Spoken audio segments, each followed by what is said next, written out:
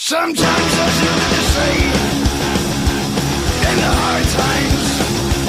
Do you know me? Or are we lost in the game? You can be 1,001, or you can die alone. There's no disgrace, but no one knows your name. Sometimes you let your heart when you lose control. Do you see me? Can I depend on you? You can be a soldier of love, or you can lose your soul. There's no time to make sure it's all true. Give your blood and save me. Give your love and amaze me. I see you now. I know you see. Give a sucker an even break. Another emotion to fake. Down on me. Down on me. Sometimes it makes you laugh in the darkness. Do you feel it? Don't tell me no lies. You can be a god or a fool. It's your decision. Are you forbidden? You can fight or die. Give your blood and save me. Give your love and amaze me. See it through. What can you be? Give a sucker an even break. Another emotion to fake. Down on me. Down on me.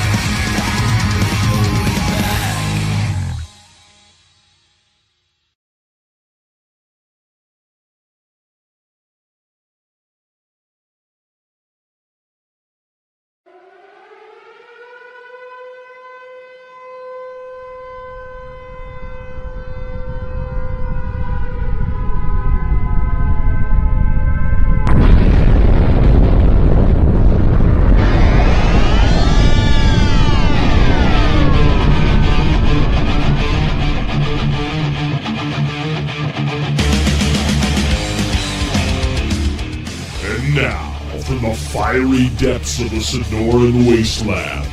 This wasted land. And the black heart of a post-apocalyptic culture war. You believe in Jesus? Yes, I do. Well, you're gonna meet him.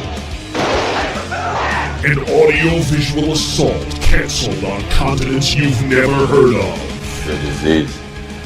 Not the cure. When the wokesters whine, the Bolsheviks bray. Bleeding heart liberals, time to dispense some justice. The RazörForce Offensive opens fire.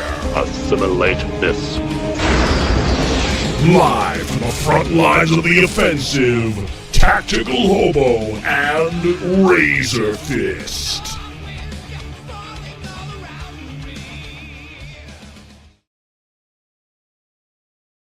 Welcome to the Counterculture Counterattack. Welcome to the RazörForce Offensive. I am your intrepid host, Razor Fist, alongside the six-gun siege engine, Taryn Gell. How are you this fine day and week? We, of course, do these weekly, ladies and gentlemen. What's up? I'm doing just fine. How are you, sir? Very, very good. This is, of course, the place where we glass the groypers and boof the bedwetters, but I repeat myself. Folks, before we get to anything, we had a lot of action movie clips in our opening because, of course, we love reviewing action movies on this channel. We love our action movies. We love Rageaholic Cinema.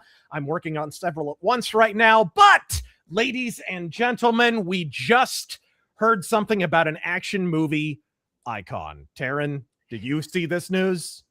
I did, ladies and gentlemen. Chuck Norris has been sent to the hospital. We have no word yet if there are any survivors. I know. Oh my goodness. Do it. Do it. God. Ninja. It has to be.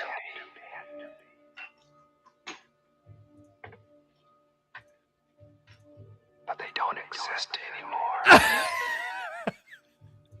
Operator, give me the police. All right. Ladies and gentlemen, it is this is interesting. I actually hadn't seen any details really on his condition until I jumped over to WorldNet Daily, where I remember that he is a columnist. And so they know a little bit more about what happened, I guess. He got some kind of funky virus. You know what? I thought it might be a heart attack. What did you assume it was when you heard this news? I mean, he's 86. I just assumed, That sounds like was... the age 86's problem. Yeah, that's also true.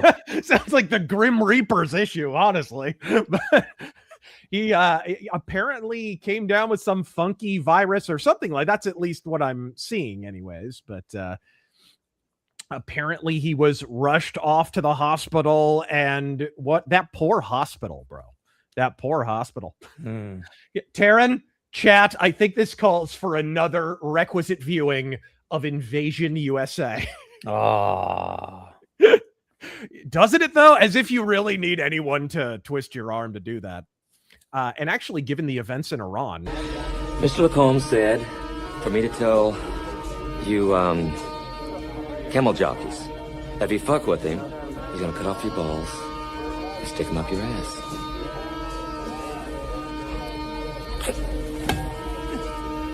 You guys eat this shit? You're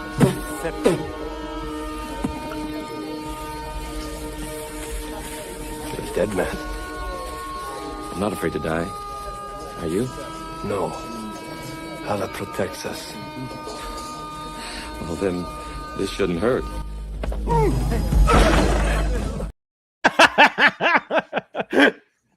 God, that is such an underrated Chuck Norris flick, bro. It's so good. Oh, what do you think is like the most? What do you think is universally the best Chuck Norris movie and the most underrated? You're gonna say Top Dog on both counts, aren't you? Oh yeah, I know. Believe it or not, Forest Warrior. No. Dude, Chuck Norris turns into a bear, gang. He turns into a bear. People always go for like the standard like Delta Force and shit like that. I honestly believe not enough people know about Invasion USA. Really? I don't think it comes up as often as you might think. You don't think so? No. Missing in Action 2, I see in the chat. Yeah, those are the ones that people usually go for. But interesting. I don't know. I don't know about that one. I hear about it a fair amount. Invasion USA, I think, is one of those movies that has definitely appreciated. It's appreciated in the public's consciousness, I guess. It just, because it is, I don't know that there is a Cold Warrior movie outside of maybe Red Dawn. Literally landing vehicles land on beaches in Florida full of commies. All for the privilege of getting karate chopped into the atheistic afterlife by Chuck fucking Norris. God, I love that movie. Go watch our Rageaholic Cinema on that movie. Did you know how I edited that freaking thing? Because that was while you didn't have an editing suite or your computer was down or something. Yeah. So I had to edit that whole movie myself. I was on the phone the whole time. I was on the phone. I have the phone pressed to my ear and I'm editing a freaking Rageaholic Cinema on the side while I got the whole thing done over the course of one really long conversation. It's true. I'm a chatterbox, ladies and gentlemen. And speaking of chatterboxes, hey, were you aware there's a MAGA civil war, Taryn? Oh, yeah. I mean, you haven't heard about the revolution? No. Yeah. Like deep in the third or fourth civil war now. I forget. I've lost count. Well, I mean, this does need to be impressed before we even move on. This is not something that we haven't seen before, and this is why I consistently say that it's a psyop, because we witnessed this same thing before and after the 2018 midterms. We witnessed the same thing before and after the 2022 midterms, and we're witnessing an intensified version of the very same thing now. All these noticers suddenly have lost basic pattern recognition. This is something that we have seen a repetition of in every single midterm cycle and during main election cycles as well. So here we go. Let's start with Cernovich, shall we? And this is another thing. This is why this position was so fucking easy to take. Even if I hadn't supported war against Iran for 15 years, ever since I dated an Iranian girl and learned how much they hate their government and the fact that their government doesn't even represent them. Even if I didn't already feel that way, the fact that everyone I didn't fucking respect before all this is the one jumping in on this narrative would have been the biggest goddamn giveaway. By the way, we've already lined up a guest probably for next week. An Iranian person that I actually know, who is, we're going to go ahead and interview, I think next week. We're trying to line it up to talk about what it's like down in Iran, because apparently nobody wants to ask actual Persians what the fuck they think about this invasion and whether or not they welcome it. So anyways, let's hear from Mike Cernovich, noted Iranian expert. a Tucker Carlson Joe Kent ticket with steamroll, Taryn. Anything Democrats and Republicans could bring. It's okay. Be cool. It's laughable when people try to argue this with me. Spend some time offline. Do you think Cernovich has spent 15 entire seconds offline in the last 10 years? Good-looking, physically fit white men are back in. First off, when were physically fit people ever out? Let's throw that out there. So, quick question. Yeah. Is the reason we're looking at a screenshot of this Cernovich tweet because this tweet no longer exists? No, you have to screenshot Cernovich because you know what his scam is. He makes 50 different predictions. He makes 50 different takes. He holds on to the ones that stay popular and he deletes all the ones that were unpopular. He's flipped back and forth on supporting Trump and not supporting Trump and supporting this and supporting that. He takes every single position. It's like Carrie Prejean that way. I play both sides, so I always come out on top. He's that meme made flesh. Absolutely. Speaking of which, speaking of playing all sides and being completely non-committal and being in it only for your pocketbook, let's talk about Dim Tool for a moment, shall we? Oh, good. My favorite. There is a realignment happening. Democrats will be replaced by anti-intervention instead of woke. You think Democrats do Democrats right now strike you as poised to put down the socialist crack pipe?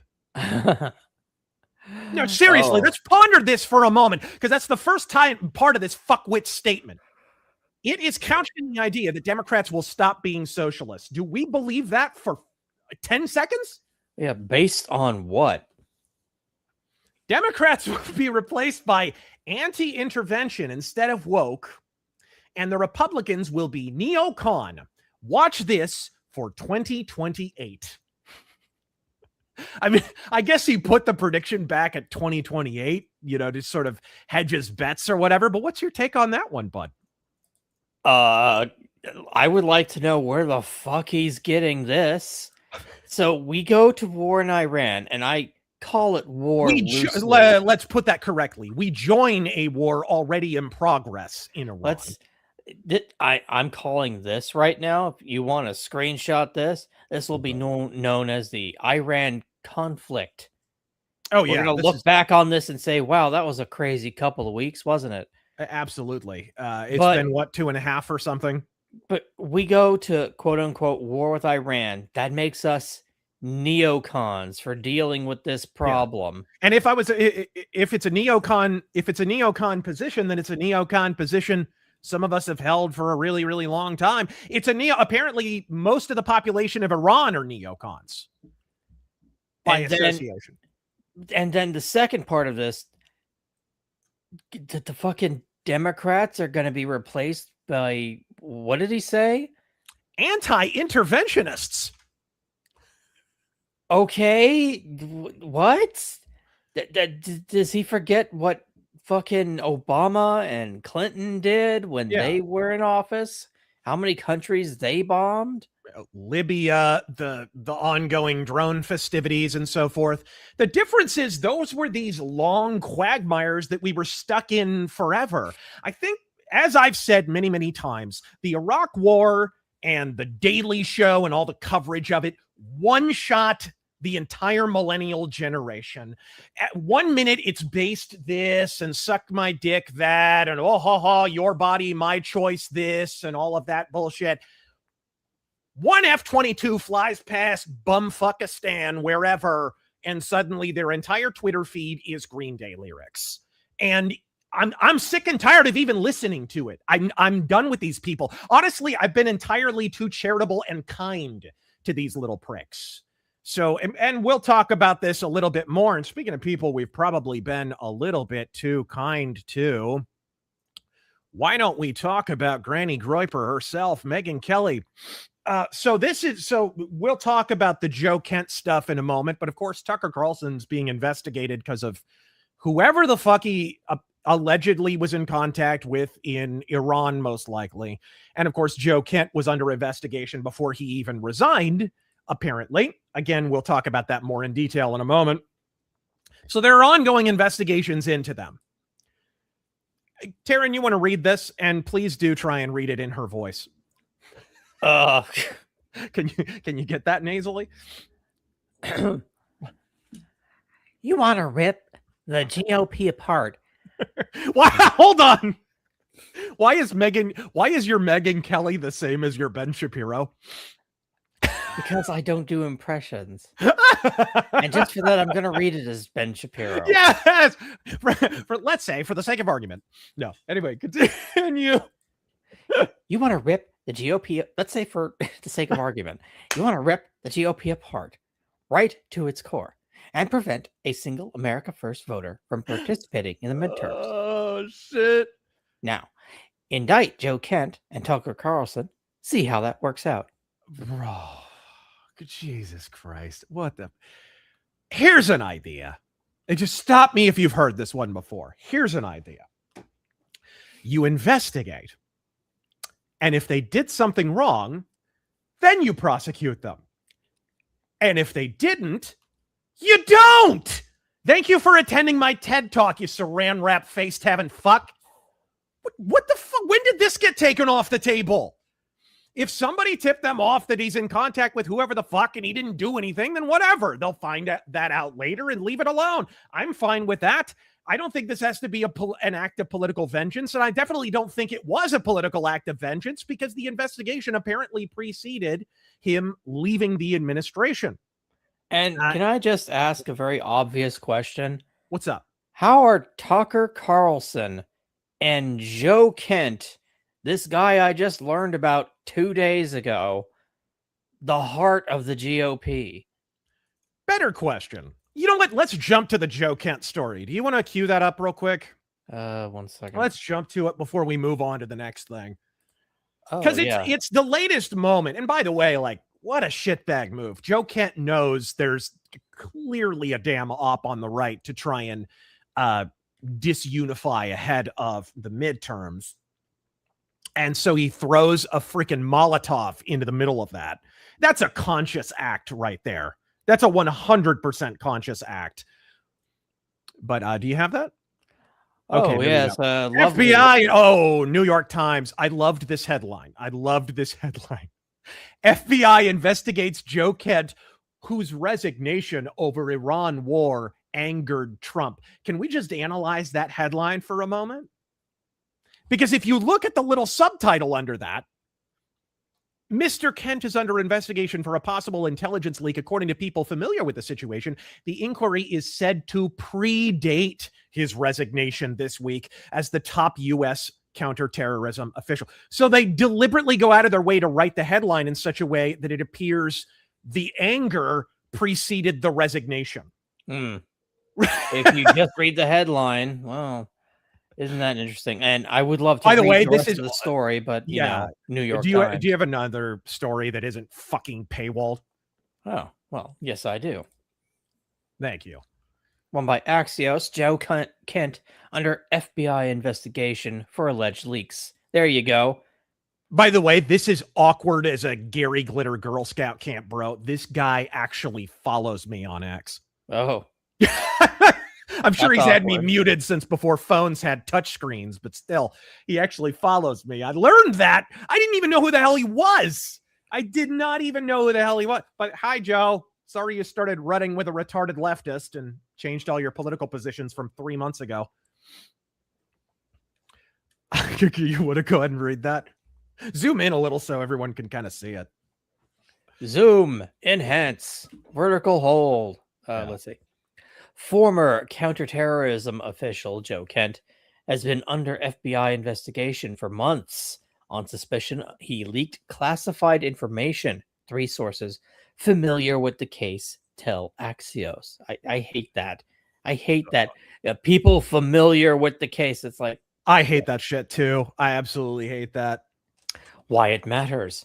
Kent propelled himself into national headlines Tuesday when he resigned his post and blamed Israel for tricking President Trump into launching the Iran war, even though it posed no imminent threat to the U.S.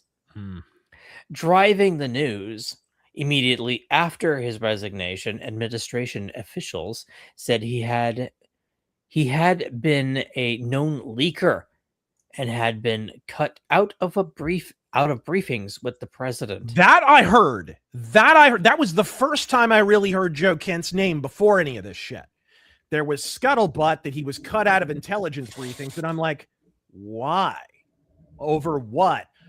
Well, 10 seconds after he resigns, he's on Tucker Carlson's podcast immediately. Gosh, I wonder if they already had a line open to each other. He had that Tucker Carlson appearance booked so fast, Sonic the Hedgehog couldn't have TiVo'd that shit. Really makes you think, bro. Really makes you. And he said some stupid shit on that. Maybe we'll get to that a little bit later, but keep going.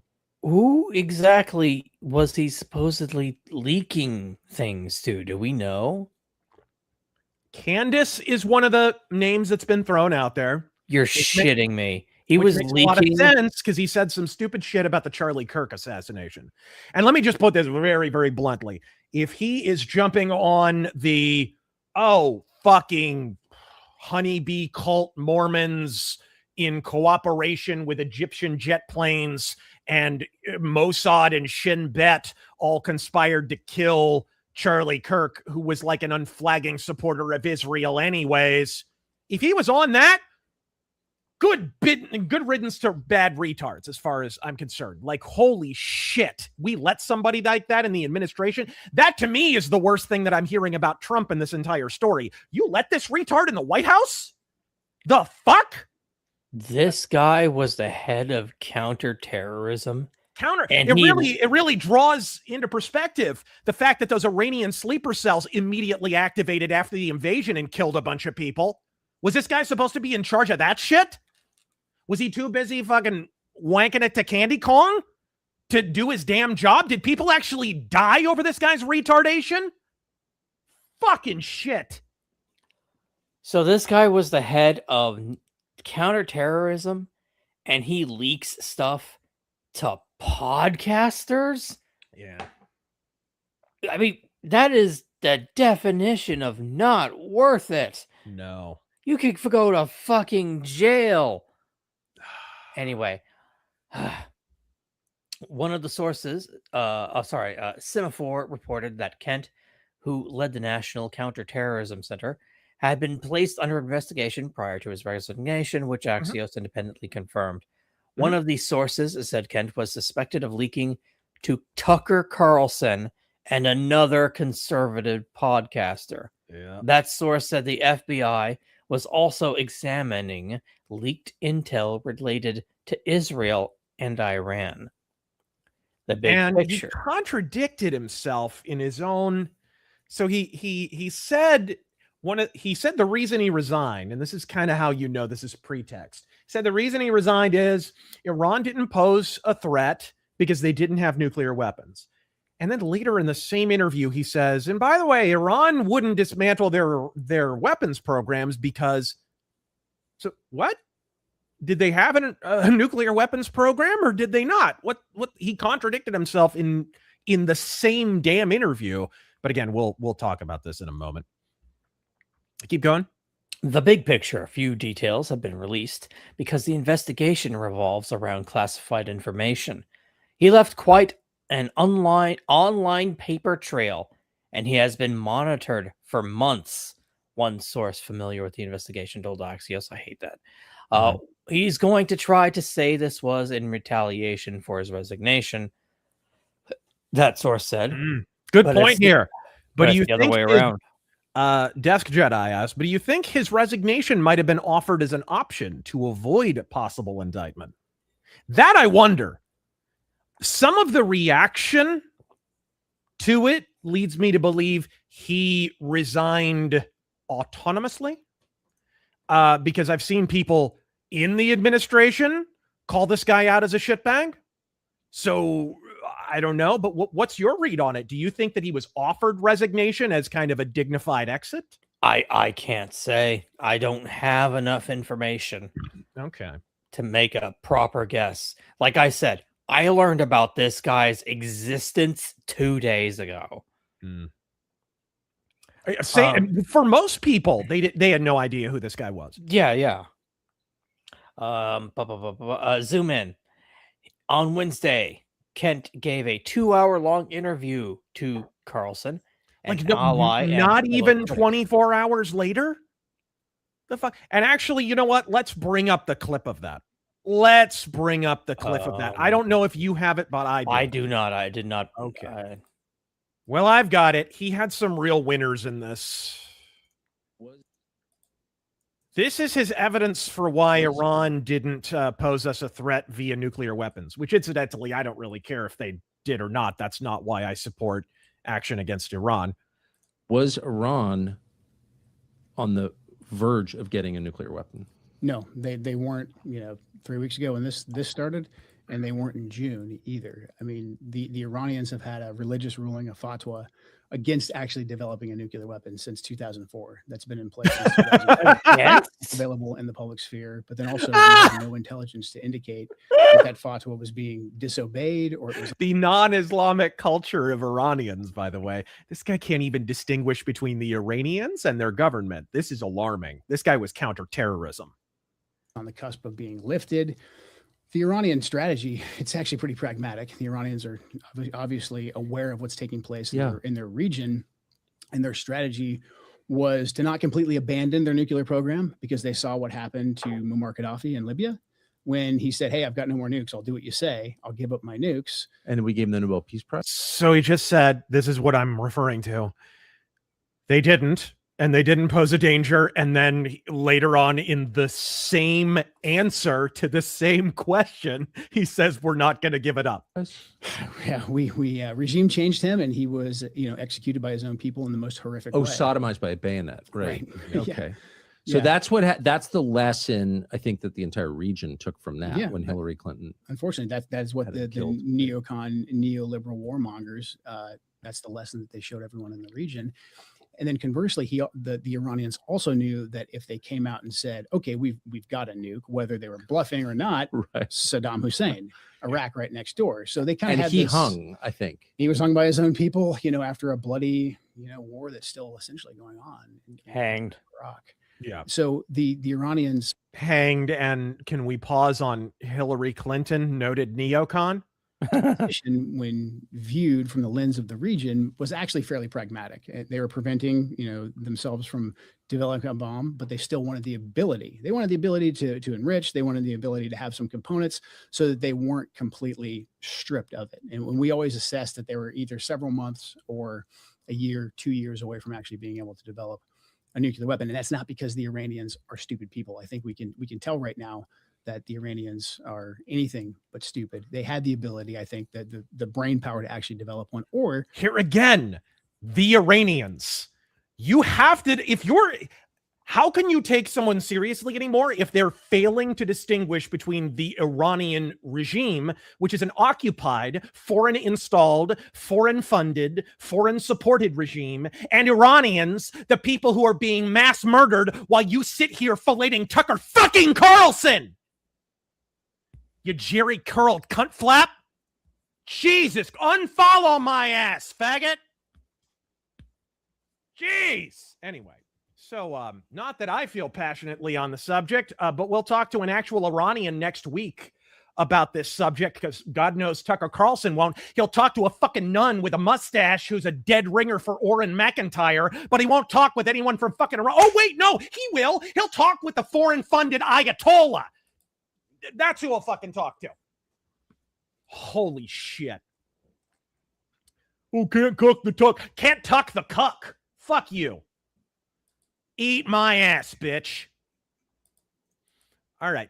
Some say the president's Pearl Harbor joke. Oh, shit. We got to play that, bro. We got to play it. Actually, you know what? This is germane to what we just talked about. Let's jump on to Trump saying no boots on the ground in Iran. Do you happen to have that? Was that the same thing? Or no, here it is. Do you have it? I have it. Excellent. Right, Bart. And actually, before we completely move off, let me bring something up. Before we completely move off the MAGA Civil War astroturf that we're currently witnessing, we also, for every black pill, we also have a white pill. This guy is taking all kinds of shit right now. Asmongold took the opposite position because he actually took in the same evidence that I did. Why did I change my mind? It's because the Iranian people were on Twitter and on social media begging, screaming, and crying for Trump to help them so they wouldn't be mass murdered by their own government. Which they were anyway, by the way. That's the reason why I changed the opinion. That's the entire reason. You know what happened? We went in there, we nabbed Maduro, and it was nothing. We went in there and we bombed the shit out of them. We blew up their nuclear facilities like it was nothing. They had a protest, and the reason why I didn't think that we could attack them is because I didn't think it would work. But after we had a few of those things happen, and now they're at their weakest point that they're ever probably going to be, I think we finished the we finished the job. We kick them while they're down, and we stomp these fuckers out for good. They are terrorist supporters. They've always been terrorist supporters. They're not terrorist supporters. They're the terrorists themselves. No shit. I did. Do you know anyone who was in Iraq or Afghanistan? No, I actually, the one person I do know that served, like I swear to God. Okay, quick story. Okay. He was a friend in high school. We talked here and there. One day he's gone. I don't even see him after, he graduates or whatever. I'm in the class below him. I'm like a junior. When I move up to a senior, I'm walking to school. He picks me up like out of the blue. You're just driving by. He says, hey, how you doing? And like, yeah, he drives me the rest of the way.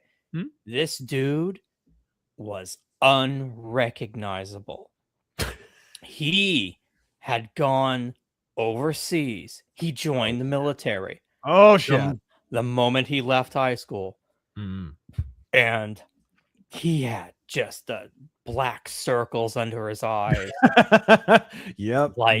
He told me, like, on the way to school, he was like, yeah, I joined, I did some special ops work, and that's some tough shit, man. I had to get out. Like, he was like trembling, stumbling over his like sentences. Wow. He looked like he had aged 10 years. Yeah, I had a friend who did get this.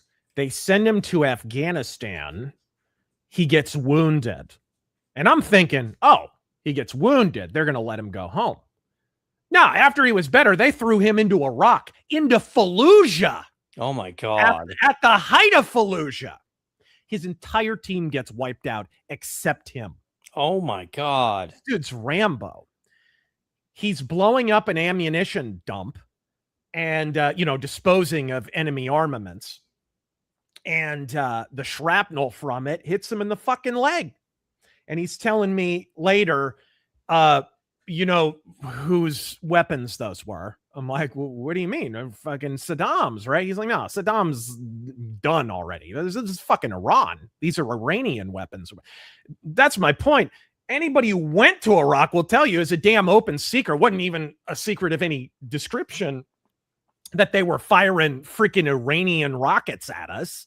Their RPGs were loaded with Iranian ammunition and shit like that. So anyways, so he's absolutely right. They are the terrorists themselves. They have had a standing declaration of war against us since 1979, and they've been operating as if that was the case, except occasionally they'll grift and solicit a bribe from Biden or Obama, and then they'll piss down their leg laughing as we give it to them, all the while working against our interests. Why? Because they get it coming and going, because they're also getting paid by fucking China to be a disrupting influence, because anything that keeps us occupied works to the CCP's advantage. Their own people are out there asking for us to help. Think about how bad it is in this country that you have bombs going off and you have videos being made of people saying thank you. How bad does your country have to be that you have people going out there saying thank you, Donald Trump, for bombing the shit out of our government? They had to go and kill all of their people, and then after that, turn off the internet. Yep. They've turned off the internet like 3 or 4 times. And keep in mind, their internet was already heavily censored. When I would talk to somebody in Iran, like when we were in separate countries, they would always have to use VPN upon anti-censorship software to get around. And by the time we could talk to each other, it was like they were on a connection that was the equivalent of like a 28.8K modem. Like that was how many proxies they had to go through to even get the internet. They physically disconnected the internet. That's how serious, and that's how I knew shit was real as soon as these protests popped off and I heard the internet had actually been snipped. They had shut the physical internet down. I'm just amazed Asmongold supports cleaning up any mess at all, honestly. Hey, to his credit, he has been cleaning his house. It's true. Made a lot of progress. Man, I don't want to, seriously, kudos to him. He just did the 2 hardest things to do on the internet. Go against the narrative that is most popular and change his mind in public. Okay, this dude, say what you want. I was never a subscriber or whatever. I've never been a fanboy of Asmongold. As far as I'm concerned, this dude needs a wheelbarrow for his balls. That takes a big flopping dick. And you little crybabies who fucking eat Candace Owens out and fillet Fuentes to completion with your little socially acceptable opinions, thinking you're the fucking hashtag resistance, can suck the fattest part of my dick. Suck my dick until I feel a draft, in fact. Fuck you. Oh my God, me and a million other fucking people, including an entire fucking Mumbai bot farm, all have the same damn opinion. But fucking Asmongold, the guy who's a goddamn millionaire before noon every single day, every single time he streams, he's the one who's getting $7,000 from Israel. Meanwhile, we know fucking Massey and Candace and shit are already being fucking paid by people named Mahmoud out in goddamn Qatar. But yeah. Look, let me make this perfectly clear. When I say my support for unfucking our error in Iran precedes Trump even being a politician, that's not lip service. Here's what that means. If you lulbert bedwetters get your way tomorrow and Trump pulls out without finishing the job here, I will no longer support Donald Trump. Does that make things clearer still for you, fuckhead? That's my position on Iran. It preceded Trump being a politician because I know people in Iran who I have not heard from since this conflict popped off, and they're probably dead. And you're going to hear on this podcast from somebody from Iran because unlike Tucker Carlson, I actually give a shit. Any words on Asmongold here? Hail to the Roach King. Dude, it took a swinging dick. You could disagree with him. You could disagree with me. That took a swinging dick right there. Dude, I want to get to the no boots on the ground story. Do you have that? It should be up. Okay, sweet. There we go. Let's get off to a rolling start here. Washington. President Donald Trump said Thursday that he does not intend to put ground troops in Iran, undercutting an anonymous report claiming his administration is considering putting thousands of troops in the Middle East. Trump dispelled the notion that he is considering adding troops to the Middle East during a bilateral meeting with Japanese Prime Minister Takaichi. Takaichi. Oval Office. What is it? Sanae Takaichi? Yes. Okay. Sanae Takaichi. You got to say it in the samurai voice, all right? Ho. Ho. Do you intend to punch? Well, let's just listen. Yeah, let's watch it, bro. I want to see this. Dude, this had some highlights. This whole thing. Oh, we'll get to them. Yes. Do you intend to lift sanctions on Iranian oil, and do you intend to potentially put U.S. troops or more troops in the region? No, I'm not putting troops anywhere. If I were, I certainly wouldn't tell you. But I'm not putting troops, and we will do whatever is necessary to keep the price as well. I actually thought when I did this. Okay, pause. Can he say anything without it like instantly turning into a meme? What the fuck? You know what meme I've been looking for forever and I can't find it anywhere? What? Not a good week for you. Not a good week for you, is it? I haven't been able to find that anywhere. It was all over the internet for a while and I can't find it anymore. Anyway. The Dow just hit 50,000 a couple of weeks ago. They said that couldn't happen for 4 years. It wouldn't happen in my term. It's such an outrageous thing because I said it would happen. I didn't know it was going to happen that fast, but it just hit 50,000, and we did that in 1 year, not 4. Hey, pause. S&P had just hit 7,000. They said that. The shit with the Dow is not great messaging. I mean, all things being equal, when freaking gas prices are jumping, which I just filled up my car, it's still not that bad here. But it's, we're getting up near $4 here or whatever. People are feeling the hurt, right? When groceries still cost a lot in some places, and with some groceries, they're coming down a little bit. But, when the regular price of living is not great, no one gives a shit about the Dow. Okay? I think this is a fair criticism that I'm hearing of Trump on his messaging. And I think it's It probably comes from the fact that he comes from a corporate background. He's thinking in terms of Dow, or he has a grab bag of positive talking points like any president does, right? You figure? Yeah. Anyway, keep going. Yeah. Was even more impossible than the Dow hitting 50. And we did that in 1 year. So it was all done. Everything was going great. The economy was great. Oil prices were very low. Gasoline was dropping to, we had $1.99, $1.85. We had great everything. And I saw what was happening in Iran, and I said, I hate to make this excursion, but we're going to have to do it. And I actually thought the numbers would be worse. I thought that it would go up more than it did. But we're doing this excursion, and when it's completed, we're going to have a much safer world. And I just hold on, dude. We got to to stop and appreciate him calling it an excursion. The Iran excursion. Bro, that's the title of next week's freaking offensive. It's got to be the Iran excursion, and it's just Trump in a safari shirt. I just fucking love it. He's like drinking out of a coconut. Anyway, keep going. Considers it to be terrible what Iran did. I think every country does. Just about every country does. Iran is a serious threat to the world, to the Middle East and to the world. And everybody agrees with me. I think virtually every country agrees with me on that. Virtually every country. Anytime he says the word country, I'm there, dude. I'm there. I'm not surprised by the no troops on the ground thing. I would support boots on the ground. I don't really, I would support just whatever you need to get this damn thing done and done right. Because that is the big proviso. That's my only qualifier. If you're going to do it, and you better do it right.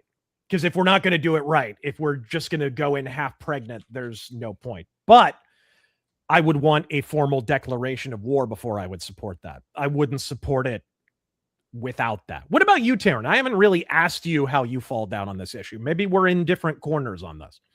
Oh, no. On Iran? No, of course not. I've always supported. Hey, if it involves taking down dictators around the world, I say go around the whole fucking planet. Let's do it. I told you. We talked about this, I think, last night. Was it last night or the day before? I'm saying like Cuba. Let's go and stop by Colombia. Dude, it doesn't even look like we're going to have to go into Cuba. It looks like they're going to do it for us. Are you seeing this shit? Oh, yeah. Shit. Boots on the ground. Who said anything about boots? Send in tanks. Send in a technodrome. Send in a technodrome, if only to piss off the Juicebergs. Then sick the tanks on the podcasters so we can pinch a shit in peace for a change. Fuck's sake. All right. But I just love that. Dude, that whole meeting was full of highlights. Oh. Full of highlights. But, bro, did you see the money shot? You mean this money shot? I can't believe this is real. She's sitting right next to him. She's right there, and it's to a Japanese reporter, bro. We went in very hard. And we didn't tell anybody about it because we wanted surprise. Who knows better about surprise than Japan? Okay, why didn't you tell me about Pearl Harbor? Okay, right? He's asking me, you believe in surprise, I think much more so than us.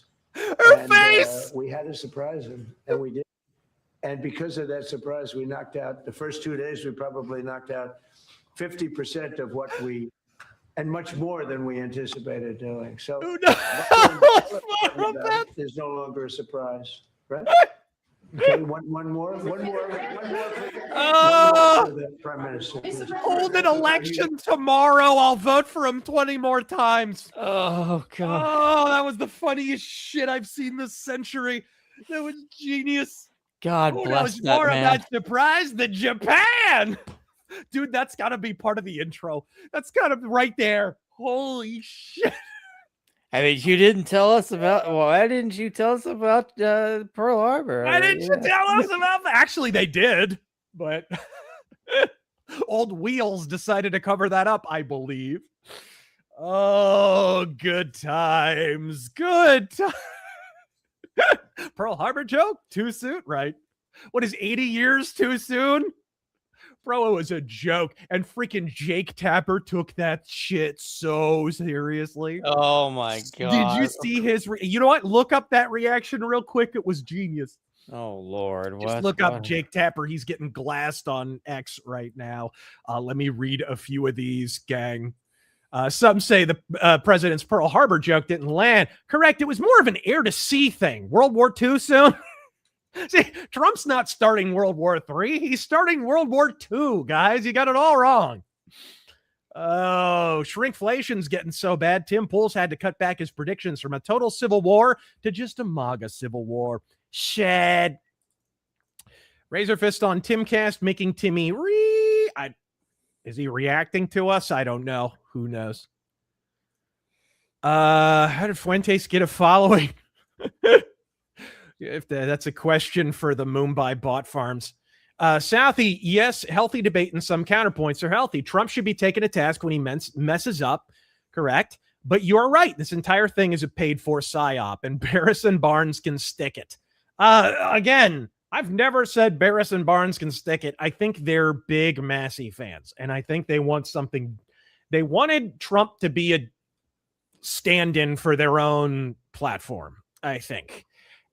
Trump was not the we're not going to bomb Iran guy, though. As we established, 2 weeks ago, where we just went through his entire Twitter history. Hey, let's bomb Iran. Hey, let's bomb Iran. Hey, it's Tuesday in 2011. Let's bomb Iran. Hey, you know what we haven't done in a while? Bomb Iran. Like, it was just, dude, bombing Iran for freaking years and years and years. Video clips and tweets. We went through an entire panoply of them. It was irrefutable. Trump has been advocating this position consistently since the 80s. If you projected your anti-war bullshit and your system of a down politics onto the guy, bro, that's on you. That is on you. That is not on him. All right. Cicero, you are... Hi, Cicero. Come here, buddy. You are one of the few non-drama personalities I got left. Hey, buddy. Hey, buddy. Too many gossips, flatterers, and grifters drowning out the goals we voted for. SCOTUS strike down all 2A bans, voter ID, mass deportations, etc. We're going to talk about some lawfare in just a moment. Let me see if I can get Cicero to make a cameo. There he is. There's my boy. Here's the mascot of the Razor Force right here. Hey, boy. He is fucking huge. He's gargantuan, guy. He's gargantuan. For some perspective, I'm 6 foot. He's a big dog. He's a big dog, gang. All right, let's see here. Oops, here we go. Ben Mangerir, Razor, I think on the right in general are becoming more cognizant of the psyops and returd right tactics, and we have you and many to thank. Shout out to him. He is a very controversial figure, but he was right about this. James Lindsay was absolutely correct about this. I was asked to disavow James Lindsay like 2 years ago, and I would not do it because I was like, you know what? He's correct on this. They have no consistency and are pushing Islam and accelerationism, I think he means there. Godspeed. So Afro Man in a Stars and Stripes suit won the defamation case the corrupt cops brought against him after he ridiculed them for their bogus raid 3 years ago. The whole case was a joke, too. Do you know what he's talking about? Yeah, vaguely.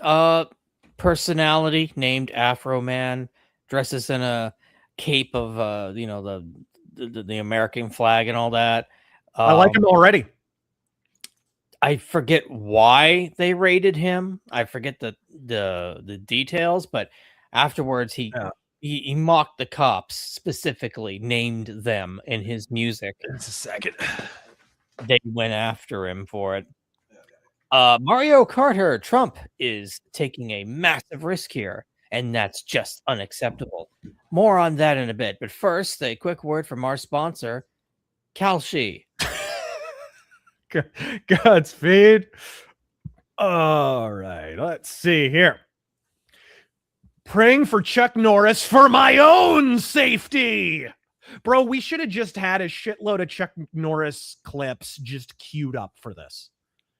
Every single time he gets mentioned, we should have just played a Chuck Norris clip. You want to look up a few? Oh, yeah. I'm going to look up a few.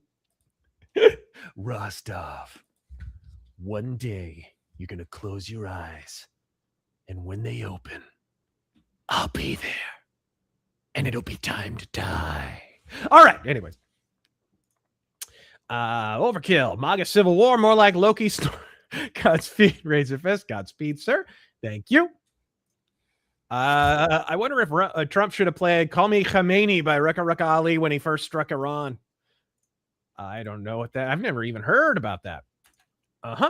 Been listening to Michael Jackson reimaginings, such as What If Human Nature was made in the bad era. Honestly, as much as I love the original, I like that I can dance to it. Good shit. It's kind of like when you go through Michael Jackson's demos. Sometimes, man, those demos are freaking amazing. They're better than the final track sometimes. Because when Michael was demoing, it was as good as most people's finished final product. Like he did full bells and whistles, final production, mastering, the whole thing. All right. Chuck Norris knew one day he would be hospitalized. So in preparation, he built the Hawaiian Islands so he could put his hospital there. Godspeed. Oh my gosh, what is it? Oh, Forest Warrior?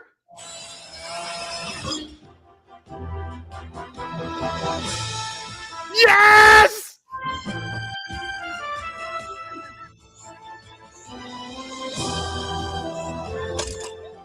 Ah! That is such an underrated piece of shit movie, dude. That's such an underrated piece of shit movie. He turns into a bear. A bear. All right. The Azure Nightmare. Forgive my missing Mario Kart World stream, but speaking of sand traps, doesn't Eastern Kingdom's theme sound like it's out of Kingdom Fighters? At least 95. I'm trying to think. I can't off the top of my head remember the soundtrack to Mario Kart World. I played it a lot. I have played it a lot since I got my Switch 2. But that's something we should stream, bro. Is there any other piece of music that hits you guys emotionally the same way Mother Love by Queen does? ELO's masterpiece Time does for me. A real tear jerker. A piece of music that brings me to tears? No, just a piece of music that hits you the way. Have you heard Mother Love? It's a freaking masterpiece. It's One-Winged Angel, yeah. It's the last thing Freddie worked on. Freddie Mercury recorded. And he didn't get done with his vocals before he died. So he stopped halfway through after belting out this super high note. He just couldn't do it anymore because he was dying of freaking AIDS pneumonia. So his lungs were all fucked up. And he's like, I'll come back. I'm a little tired. I'll come back and I'll finish it. And he never came back. So Brian May had to finish the song. I highly recommend, if you haven't watched the Music Mythos on that, I talk about that in detail. Dude, it's the highlight of that entire album, Made in Heaven, which is not my favorite Queen album. Mostly because of the recycled stuff. The new tracks are good. It's a Beautiful Day and freaking...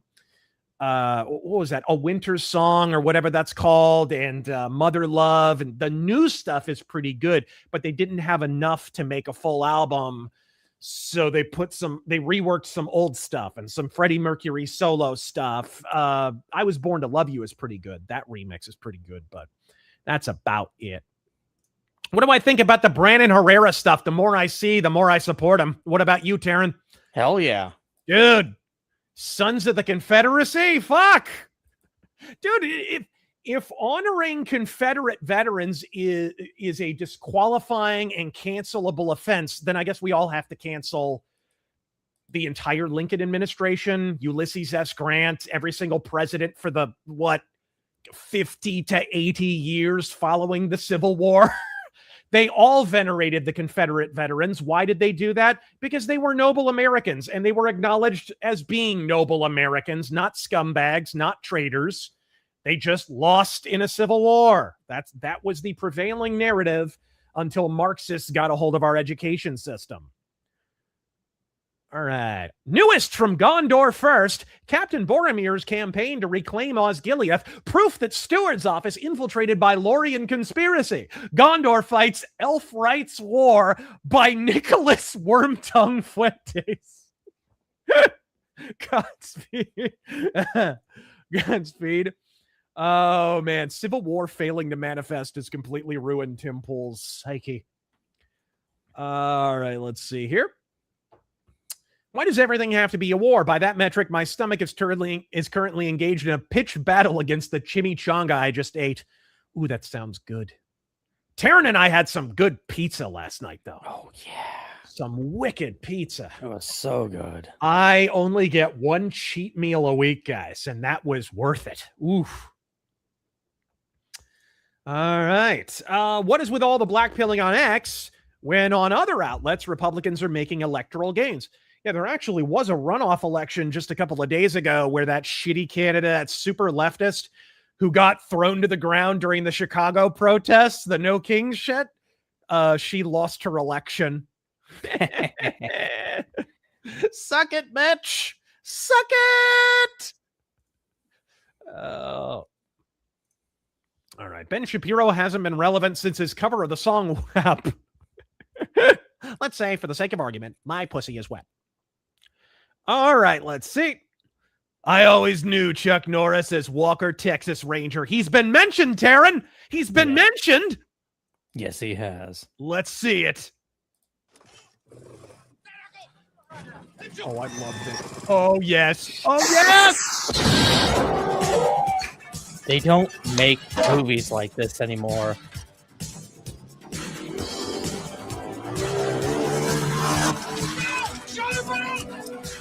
Go back to Beirut.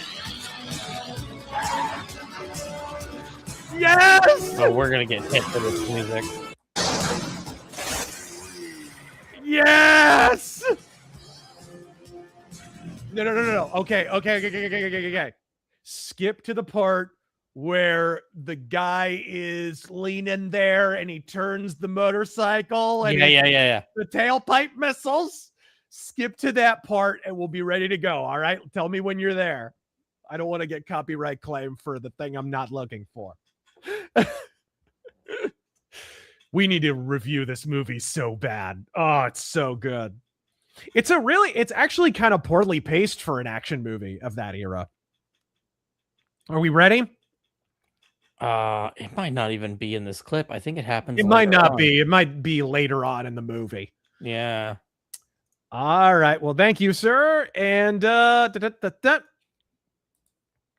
argument for people like Dave Smith of America and the IDF have removed civilians, so we have no right, is basically we have to sit on our hands, do nothing until we fix everything wrong with us. And of course, they glassed how many? I mean, it seems like we have a more or less verified figure, and I emphasize more or less, because only after this, what was he calling it? An excursion?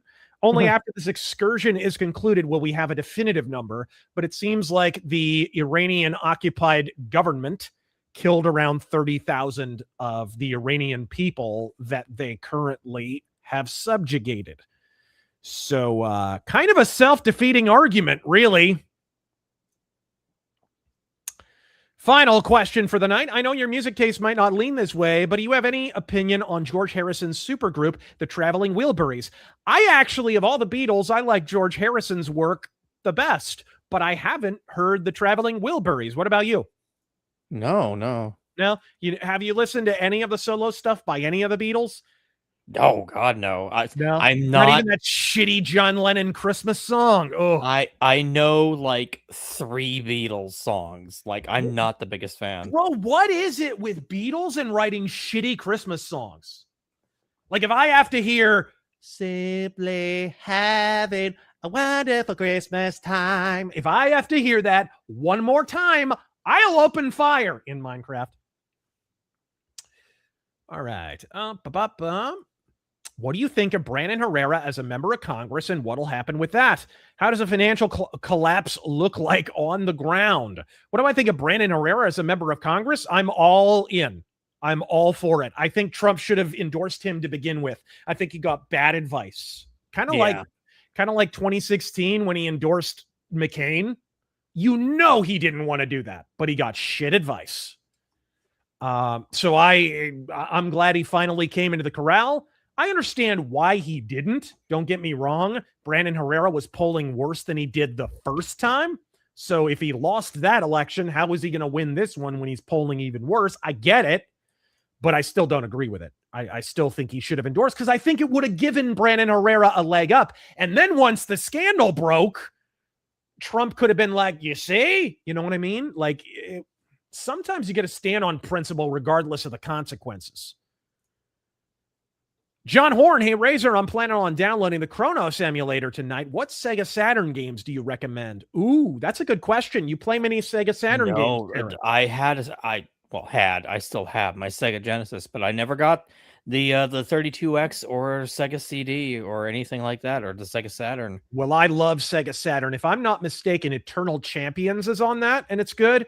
Virtua Fighter is on that, and it's great. I absolutely love that. Nights into Dreams is good. I'm trying to think what else. Chat, help this guy out. Help this guy. Sonic R. Ooh, is Vector Man on there? Vector Man is one of my favorite platformers of all time. Ooh, there's a good one. Thank you. Panzer Dragoon. There you go. There we go. Panzer Dragoon, ladies and gentlemen. Ooh, and this is a good point. They did like a director's cut, didn't they? RE1. Dude, Saturn is such an underrated console.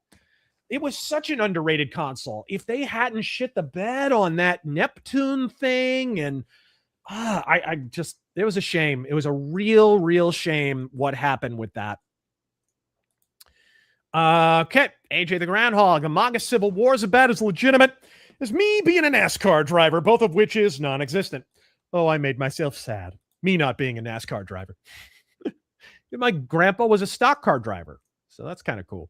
He was obsessed with NASCAR, dude. Every single Christmas, we'd have to get him something NASCAR. And it was funny, by the end of Christmas, so many relatives would be coming in, giving him NASCAR stuff. By the end, you could tell he was like, oh, look, more NASCAR. It's the only thing we know about you. Right, you have one character trait. Rest in peace, Grandpa. All right. Okay. Owen Schroyer said Tucker is the new Trump. What?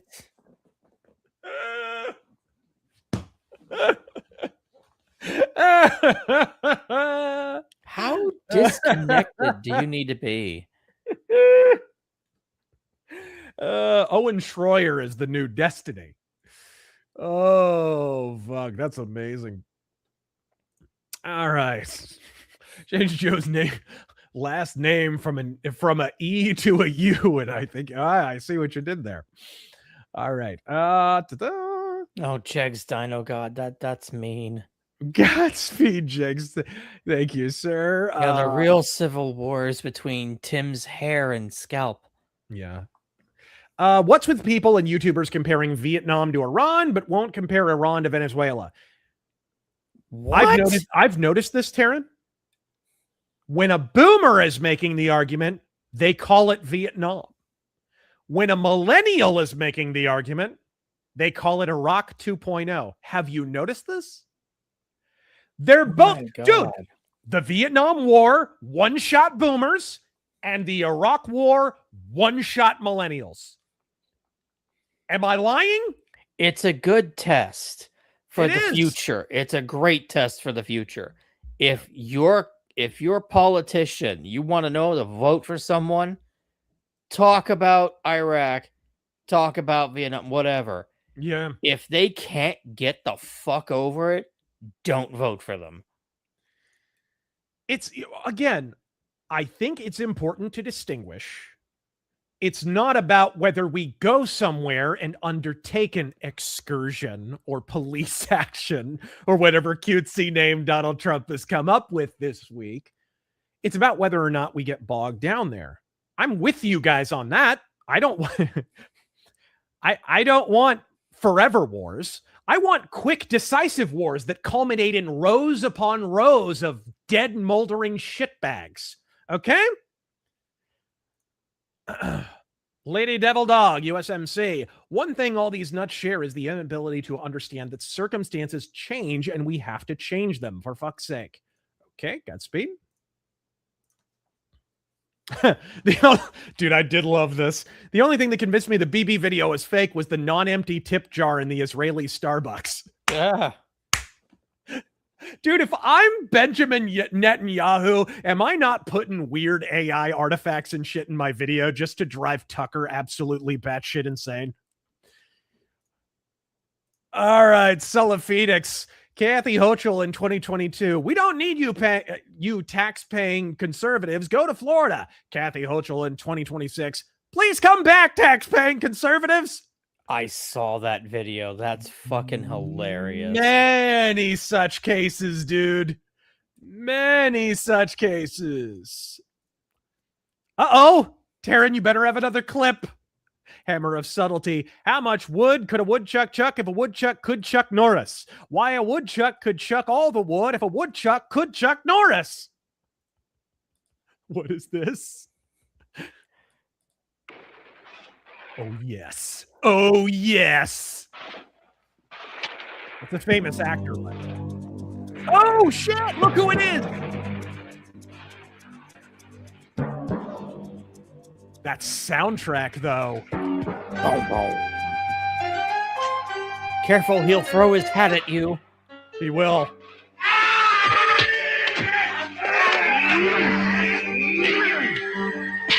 Oh! Oh!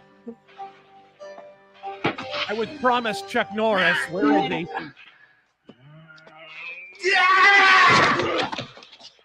Do it, Chuck! That's a really nice house. Try me.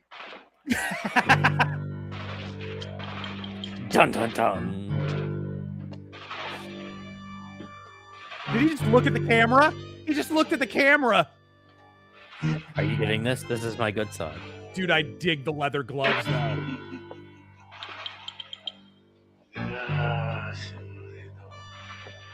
Oh, dude.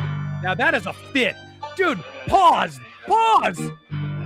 Mr. Rogers sweater with a dress shirt underneath and leather gloves. Is this not the fit of the fucking century, bro? Look at this. God, I am wet as the Galapagos.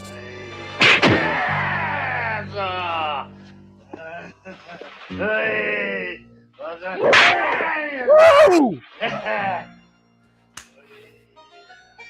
Get him, Chuck! Ah! Oh boy. Oh.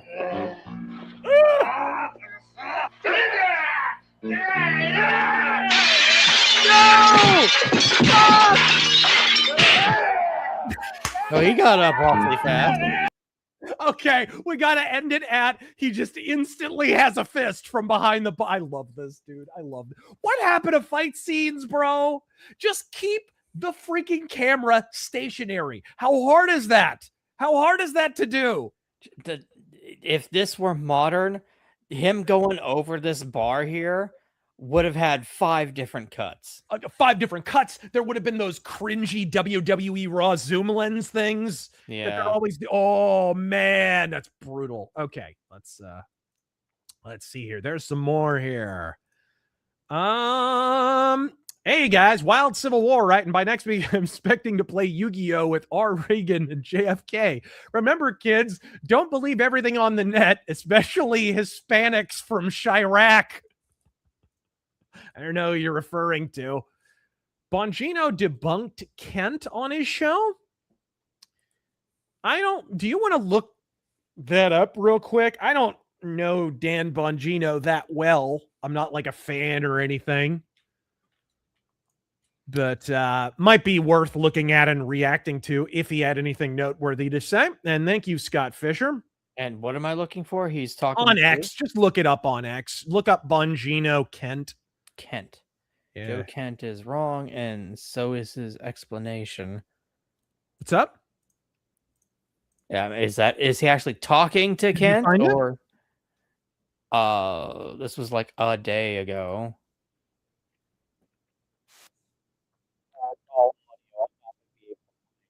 Yeah, that might be it. Yeah, this shit's an hour 30 long. Yeah, we ain't doing Oh, okay. I was thinking maybe there would be a clip or something or whatever. No, it's actually the full thing. No, it's cut speed, bro. All right. Next week's Razor guest, JonTron, confirmed. Isn't he though? Godspeed, bro. Okay, let's see it. Oh my goodness, I'm like way zoomed in here. There we go. My fear is Iran's going to go the way of Libya and the rising oil prices because of this war will lose us the midterms. I don't care that much about midterms. I have to be perfectly honest. Mostly because I don't think Trump can affect them that well. If things go biblically, Babylonically bad, then maybe. We're not at that place. We're definitely not at that place. And we just had a Venezuelan operation go off really, really quickly and with a minimum of fuss and pain. Let the man cook. In a month and a half or so, we'll revisit that and say, hey, are we getting bogged down here? I think it'll be a valid question to ask at that point. And if it is a question that people are asking, I'll be right on the front line of asking it. But, all right, let's see here. You can't be too mad at Carlson for interviewing the Ayatollah. We all end up talking to our coworkers sometime, right? All right. I did find this clip of him talking about Joe Kent and saying he's a grifter. Is that it? Mez1, before this, the only place I heard of Joe Kent from was Richard Barris, the People's Pundit. Not a surprise. He may have been leaking to more people than just Tucker. That's almost a certainty. I mean, we know that it was probably Candace and Tucker as far as prominent people that he was leaking to. Asmongold is not debating debate bros. Smart move. Yeah, he's not a debater. He's not. I mean, he's a streamer. He talks about, my understanding, you watch him more than I do, I think. My understanding is he just talks about these issues when they come up. He's mostly just streaming games and stuff. Yeah, he kind of does the same thing we do. He'll talk about, whatever's popular, whatever's trending, and he'll discuss it. He'll give his opinion. He's not a debater. He doesn't look to talk to people or anything like that. He just comments on things. Yeah. I served in Iraq back in 2006 and again in 08-09. I remember the EFPs and their effects. Jesus. Godspeed, and we appreciate your service, sir. Chat, give him a Godspeed, would yous? Unworn Owl. Why does Tucker Carlson speak like a clueless queer? It irks me the more I hear him. You said it, not me. Sounds like the Ayatollah didn't want another Arab Spring. Well, I mean, there was almost as big an Arab Spring event in Iran as there was in Libya and, all over the Middle East. So what is it with lefties and simping for despots? Lefties installed these despots. These particular ones were installed by lefties. As I've pointed out many times, we'll talk about that probably more in detail if we can get that guest on next week. Talk to somebody in Iran. Stop listening to me flap my dick licker. Gray Walker Knight studied Farsi at the Army's Defense League Institute. Everything you and Tosi have said confirms 100% what the instructors told us in class. Well, Godspeed. Farsi is a wild language to learn, dude. I only know a few words. I know my girl was obsessed with cats, so I know Pishi. Pishi is cat in Farsi. Asmongold has such big balls. Tucker was interested in an interview because he heard balls. Then he heard Asmongold actually had an opinion. Godspeed. Again, shout out to Asmongold. That took nads, bro. That took nads. Problem with getting a declaration of war is Congress are feckless cowards who always punt responsibility. That is true, which is probably why we don't have a declaration of war right now and only exercise power to screw us. Very true. What are you two's thoughts on Billy Graham? That is a good question. Theologically, I'm not that wild about Billy Graham. Honestly, some of the interfaith stuff I don't think was the greatest. Do you have any past with Billy Graham? He's probably the most famous evangelist of all time. No. I mean, when it comes to that stuff, like evangelism and all that, I know almost nothing. I mean, I've heard of Billy Graham, but well, here's a story. There's a guy who sort of his career, I guess, spun out of Billy Graham's ministry, and that's a guy by the name of Luis Palau. And when I was 5 years old, 6 years old, maybe, about to enter kindergarten, maybe, at Veterans Memorial Coliseum, which is down at the fairgrounds, the great big Saddle Dome here in Phoenix, Luis Palau had a big crusade. Luis Palau is kind of like Billy Graham, but he's more focused on youth, like teenagers. He's dead now. I think he passed away a few years ago. But that was where I was saved. He did an altar call, and there was this little pamphlet that I still remember to this day, had like an illustration of like a shepherd with a little lamb, kind of illustrated like a precious moments thing. And, that was when I was actually saved ultimately. So, and my family were there in the whole 9 yards. It's funny too. My mom was there and she's like, "Are you sure? You're like 6. Are you sure you even know what you're talking about?" But I remember every detail of that. So it was actually very significant for me.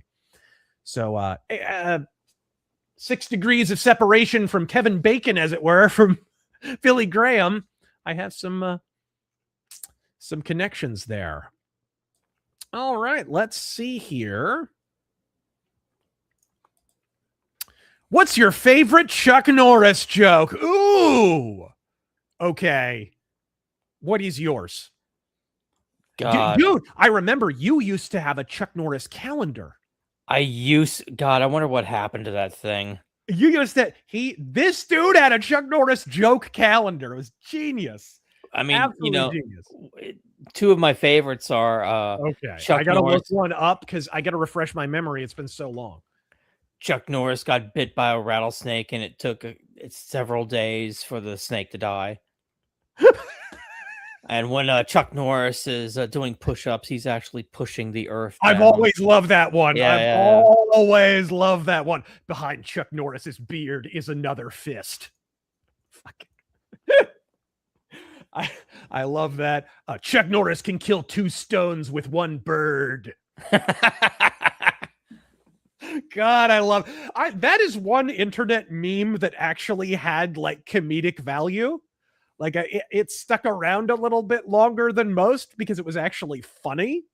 Most internet memes don't have that kind of longevity, but Chuck Norris jokes are still fun. All right. And God, I hate saying this. Lindsey Graham is more useful than Rand Paul.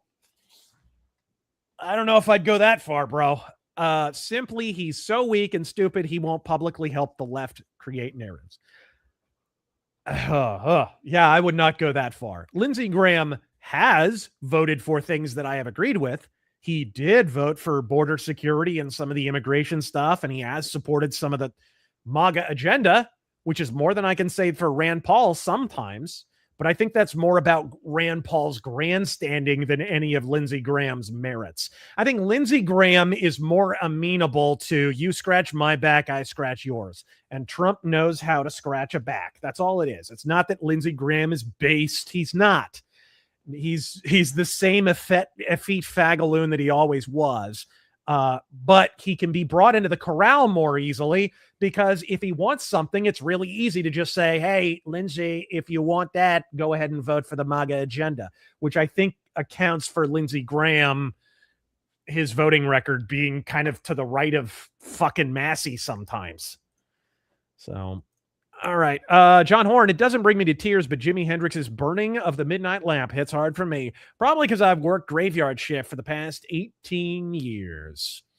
There was some stuff on The Last Dokken that was really good too, because it's kind of sentimental because that's their last album.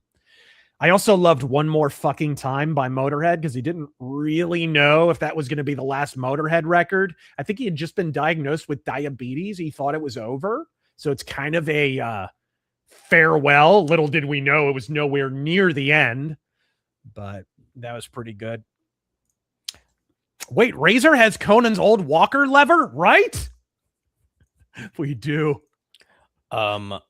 Bring up one more, and then I should read a few over on Rumble. Okay. If Joe Kent is looking for work, the Ayatollah's office should be hiring in the next several hours. I think we know what Joe Kent's more long-term employment is going to be, guys. I can see his podcast career launching from space. Can you guys not? Come on. Come on. Got a couple. I say here. this as a podcaster. I get it, right? I just said we should launch tanks at Podcastopia. Oh, Razor, aren't you a podcaster? Yeah, bitch, I'll lean into the strike zone and take one for the team, okay? Oh, no, don't grant me the sweet release of paradise. I am a Christian. Oh, whatever you do, don't send me to my eternal reward. Anything but that. Oh, no. Got a friend with raging TDS who's linking me vids of a Beijing professor talking about how Iran can cripple the West with one move. Too many are too gone. I mean, we heard some of this same stuff about Venezuela. Remember that? Who was it? Was it Ian Carroll? Was it Tucker? Do you remember? I think we even covered them on a podcast episode. They said that Venezuela's military could have our entire military wiped out, and like our entire Navy wouldn't even be able to get an offensive off. You know what I'm talking about, right? So ridiculous. It's all propaganda. Oh, and it was like literally weeks before we launched that offensive. And how long did that last? Like an hour? 2 hours? Jeez. A bear? Is that why all those women said they'd choose a bear? Right? To be we fair, got a it's good couple at over. Fuentes, but different bear. Got a couple over on Rumble. Ultros Razor with Trump supporting Mark Levin.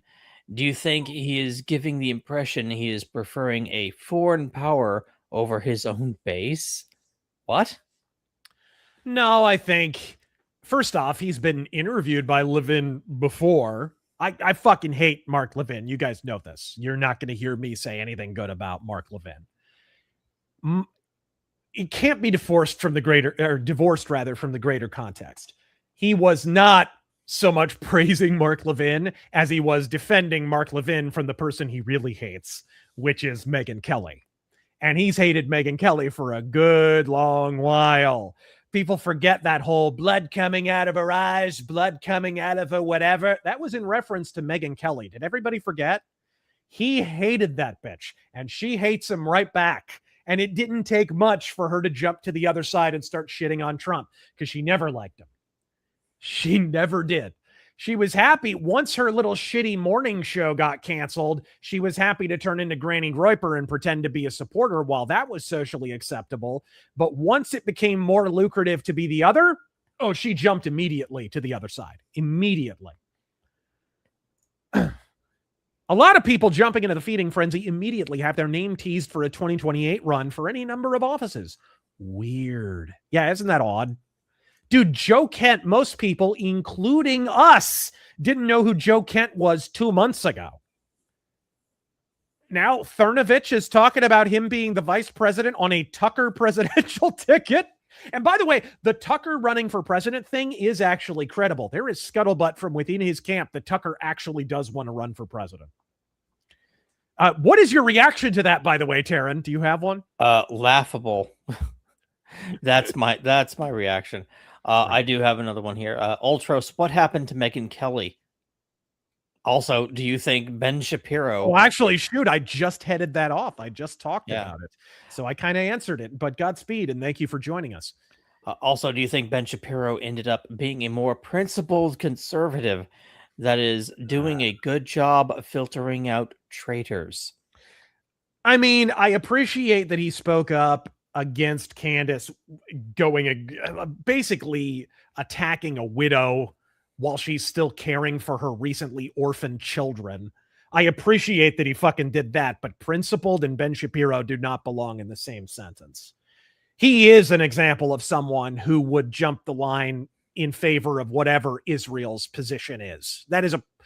It's funny. People will claim that about Asmongold. They'll claim that about me. They'll claim that about a whole bunch of people that it's not true of.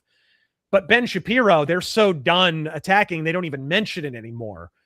Ben Shapiro's one I could actually believe that about. Look, Ben Shapiro divorced from reality when he accepted the false narrative about Michael Jackson and then did not rescind it back in the day.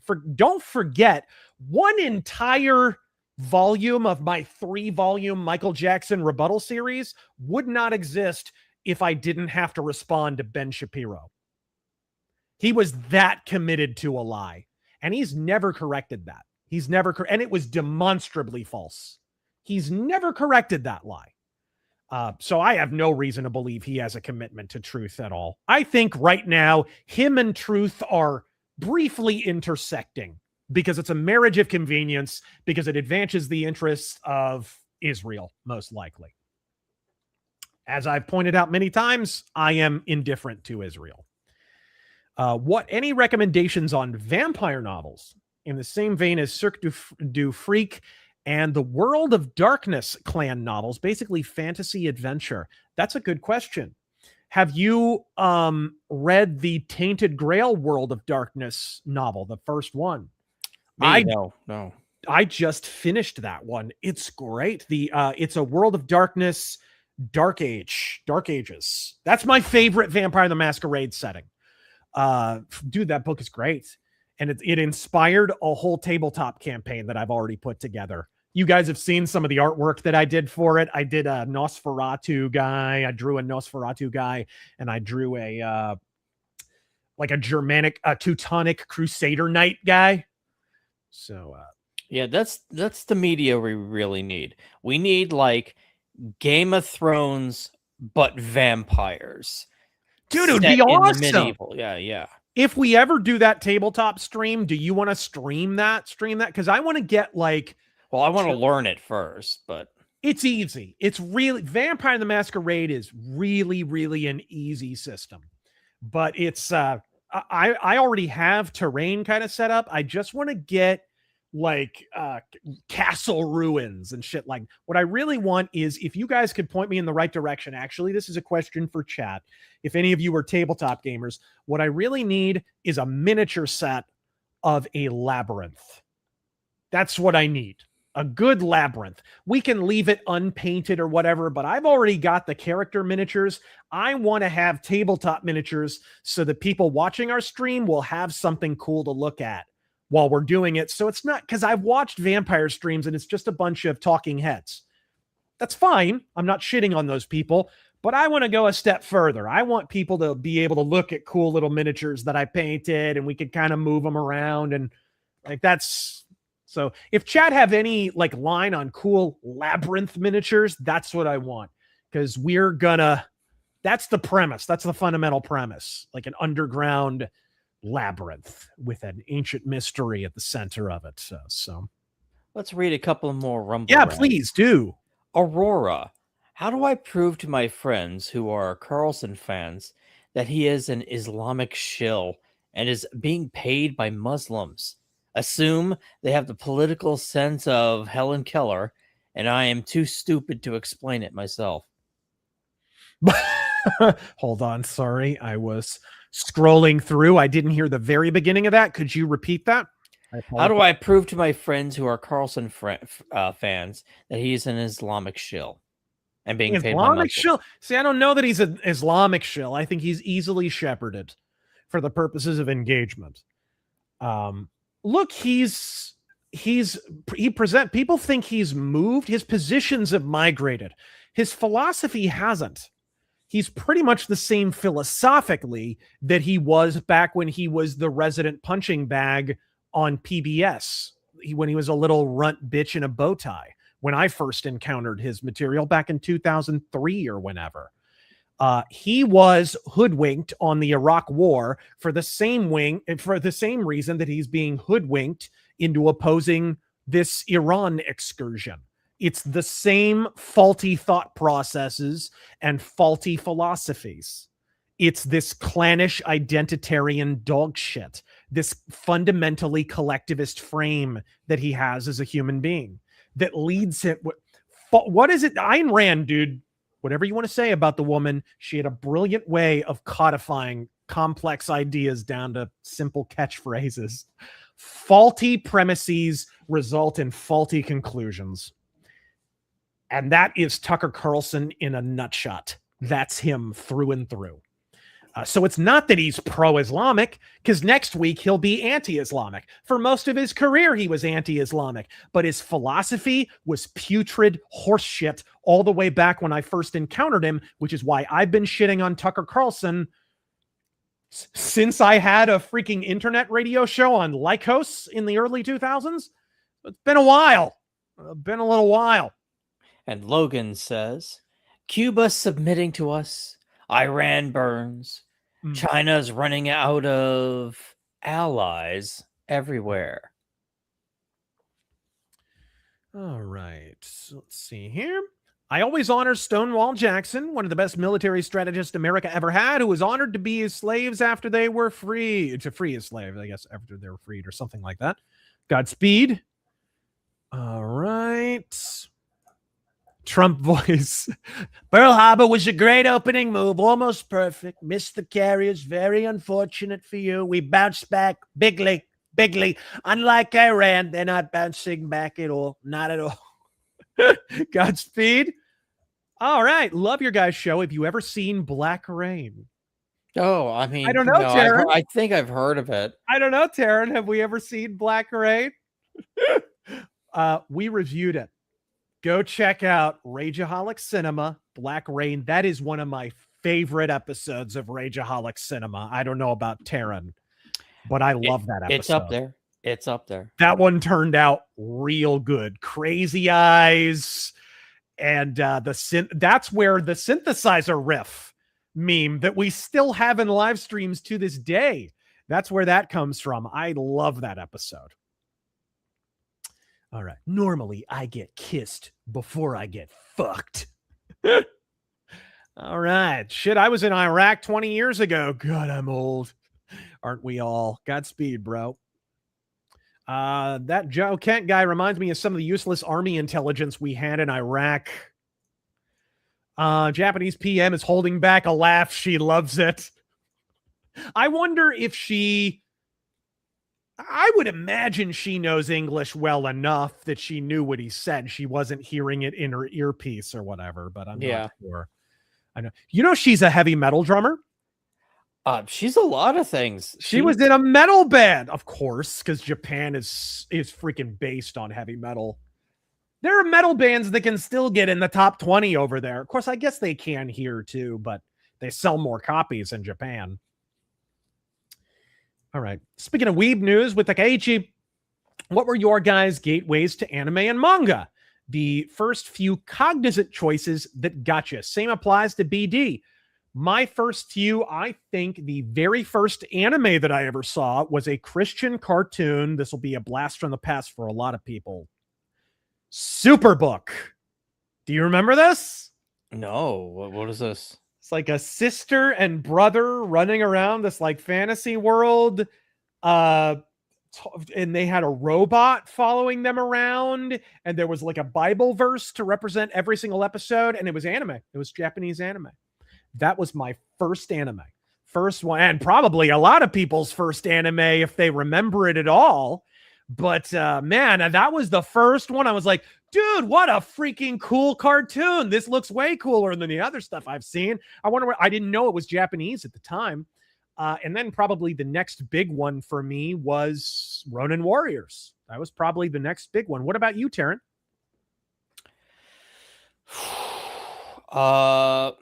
Gateway anime and manga. So I'm one of those.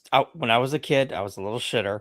I would go to Blockbuster or Hollywood Video or whatever, and I would say, "Hey, Mom, can I rent this cartoon from Japan?" Oh, man. And Hold on, man. Somebody just said, let me see if I can find it. The Wizard of Oz knockoff. I have seen that anime. I've seen that. Anyway, sorry, I didn't mean to interrupt. But yeah, that my gateway drug was Akira. That's a hell of a way to start. Dude, in Japanese class in high school, they showed us Princess Mononoke and Akira. And I remember he made a big deal. Our Japanese professor, he was like, now there's boobs in this, so I'm going to have to fast forward through them. And then he was grading papers and he forgot. And suddenly there were boobs on the screen. Good times. Public school, gang. Public school. It's kind of the Romeo and Juliet moment that everybody's had. Yeah, everybody had the Romeo and Juliet moment. Yes. Juliet died recently. Did you know that? No. Yeah, the Juliet actress, she died, man. She was most people's first pair of movie boobs, I think. I would imagine.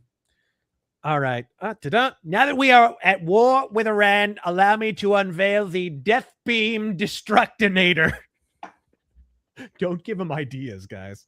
Don't give him ideas. Oh, and to finish the question, same applies to bande dessinée. The first BD I probably saw, I mean, technically it would probably be something like Smurfs. A lot of people don't realize that Smurfs is a BD. But for me, the very first BD would have been Heavy Metal Magazine. It was my first, it was the first issue of Heavy Metal Magazine when I finally got into that. And so it was a bunch of BD all at once, because pretty much the early issues of Heavy Metal were just reprints of Metal Hurlant with a few American and Canadian and your other artists thrown in and some prose stuff for good measure. That's pretty much all Heavy Metal was. For me, it was like late 90s, early 2000s Heavy Metal. And like Stefan mentioned in the chat, Asterix, and like you mentioned, Smurfs, but you don't know about those when you're BD, for those who don't know, if you want to know what BD is, watch my video, Enter Bande Dessinée, the best kept secret in comics. It's the European comic industry. It's usually bande dessinée. It means movie strips. It basically just means Belgian and French comics, but it's kind of encapsulatory. It's any European comics really outside of the UK. For some reason, the UK is its own thing, but like Germany, Italy, Belgium, France, those all kind of comprise BD. Even like what is it now? What is it this week? Czechia? What is it this week? It's not the Czech Republic anymore. It isn't? What? When it's does this something change? else now, isn't it? God, it's like Pepsi presents the Czech Republic. But whatever, their comics, Polish comics, a lot of that stuff, it's all BD. Oh my God, this just in. I read this in the chat and I had to confirm it. Yeah. New DLC for MechWarrior 5 Mercenaries. Oh no. Chaos Reign. What is it? Well, here I can just share the damn. What tab. is it? Yeah, please share the screen. Let's look at it. We don't really have much gaming news, so this is great for us to cover. Just got announced. By the way, before we jump into this, Mage Leader, shout out to him, let me know that Mech Commander 2 finally has a working version on PC.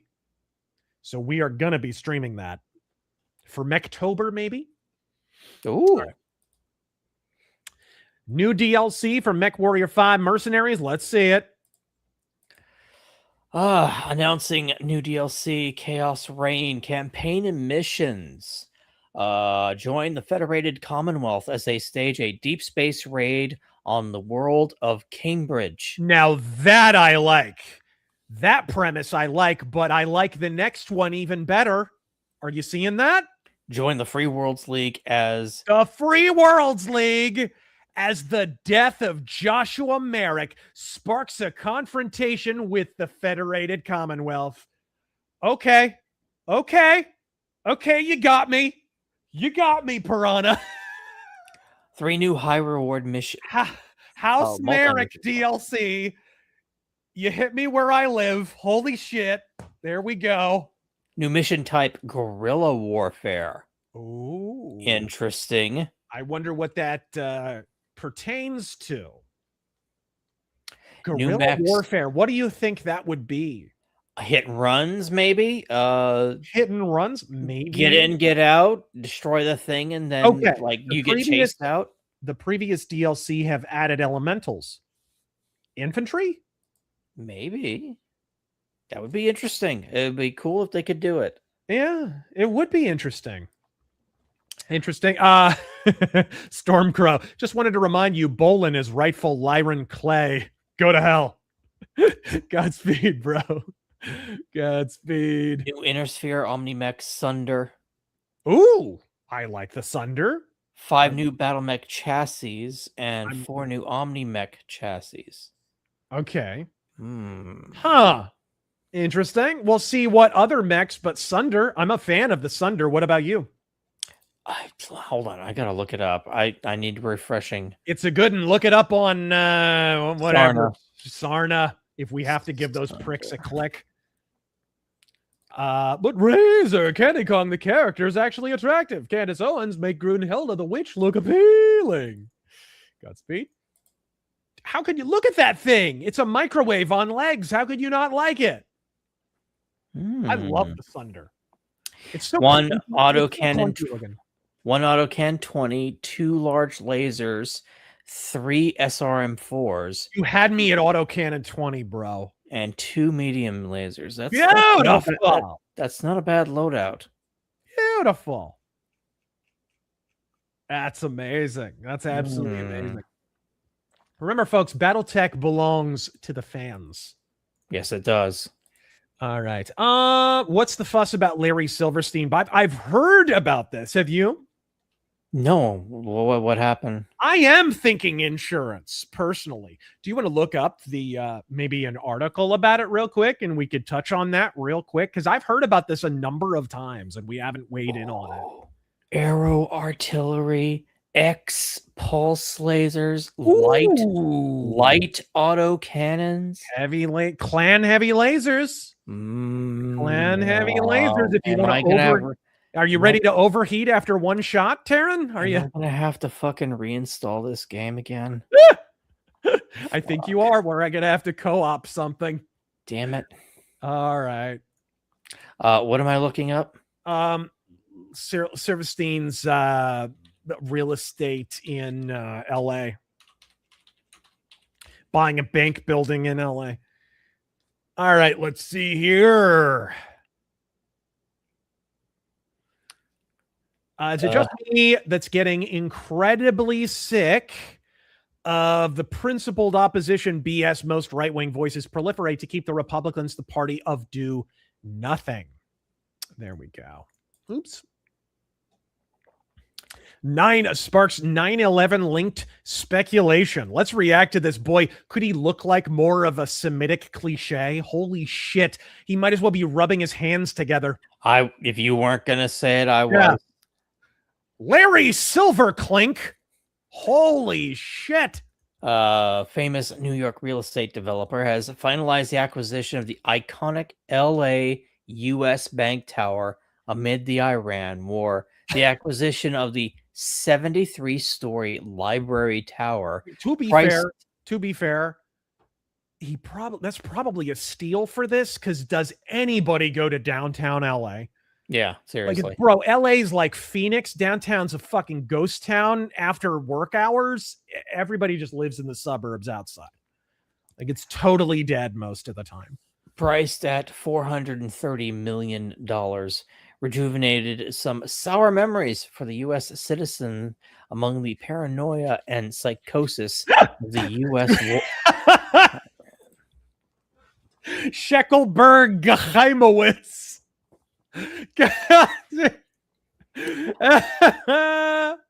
What happened when Larry bought the 3 World Trade Centers? Famous for purchasing the World Trade Center weeks ahead of the terror attack. Yep. Yeah. And this is after the supposed story about Iran attacking California, which turned out to be bullshit, and we all pretty much called as bullshit. This seems more like he got it for a song, because real estate in downtown LA is actually not that hot because nobody goes there. It's actually not that big a deal. So plus the taxes. No shit, dude. No shit. Can you imagine? What did Asmongold do that involves Tucker? I'm too employed now, so I can't keep up that well. Well, we talked about it earlier. Godspeed. All right. Orthodoxy for the USA is the only way we survive and defeat the Baal worshippers. James, the DM James, go check out his freaking YouTube channel. It's awesome. He's a BattleTech guy as well. I am not Orthodox, but I support my Eastern Orthodox brothers. Most certainly. And speaking of which, he says 3025 is the best era of BattleTech ever, and the Thunderbolt is the best mech. That said, I think it's time to bring back Constantinople and Anatolia. Keep being awesome. Thank you, sir. Thank you very, very much. And you keep being awesome, because if you like tabletop gaming and if you like BattleTech, you need to check out DM James's YouTube channel. It's freaking rad. He does painting, and he'll just shoot the shit and paint stuff and whatever. And he's a Christian, and he's worth supporting, guys. All right, let's see here. If you want to keep reading, I have to step away for a second. Okay. No lie, Chuck has the most solid filmography. I think when he jumped over to canon, his films, like, they got worse and better at the same time, personally. Shout out to 2CTV, my new go-to for news and especially coverage on Iran. Stay safe, everyone, and Godspeed. Godspeed. Godspeed. We might be, by the way, I might be on a stream with some Iranians who have been talking about this since it popped off on Friday. If we do it, it'll be before Arcade, so I don't think it'll cut into it, or I don't think we'll have to push it back or anything. But it'll either be this Friday or maybe the next one. So be on the lookout for that. I'll, of course, shout it out on social media when we're ready to go. You know, this war's almost over when pundits are shrieking louder. They're going to shriek even louder when it's over. I hope you know that. As Trump, why does everyone call me racist? I have tons of black friends. They all say I'm pretty fly for a white guy. And you really know I am. Guten Tag, lieben Glauten Globen. Godspeed.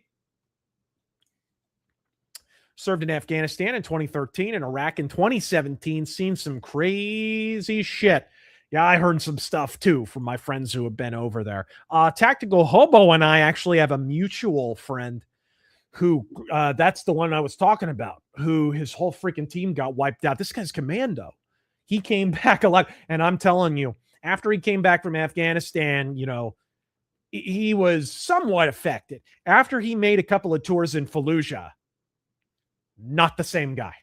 Not the same guy at all. Still a great guy, though. Still 100% solid. But, man, you could tell he had been through some shit. All right. I don't know what any of this means, but Godspeed. Thank you very much. Okay. Guys, Tucker Carlson and Joe Kent would steamroll the election. Me, the guy with the bow tie with a weird laugh and Superman's lesser-known cousin. Razorleg's pussy with sand in it. Bizarro Anakin, you stop. It gets everywhere. One song that never fails to make me cry. My father's song for my dearly departed sister, Where the Unicorns Play by DC Sainer. Okay, Godspeed. Oh, What a Wonderful World always does it for me because they played it at my grandma's funeral. It does, always. They don't make movies like Delta Force anymore because Canon Film Group is no longer producing movies. I watch Invasion USA every December. Delta Force is like straight Mossad propaganda, but it's like the best kind. It's like the best kind. Baldbarian, mom just called me to say Chuck Norris was rushed to the ER, then called back 5 minutes later to say Chuck is okay. Typical Chuck Norris. Yeah, he's already joking. Chuck Norris apparently reached out to WorldNet Daily, who he's a columnist for, and told a joke to them over the phone. So he's doing okay. Would Chuck Norris have made a good Bond villain? It's a good question. He would have made a good Bond. He would have made a good director, producer, and star of James Bond. James Bond would have made a good Chuck Norris. Chuck Norris is the Hideo Kojima of everything. Are there any more Rumble rants, by the way, before I keep going?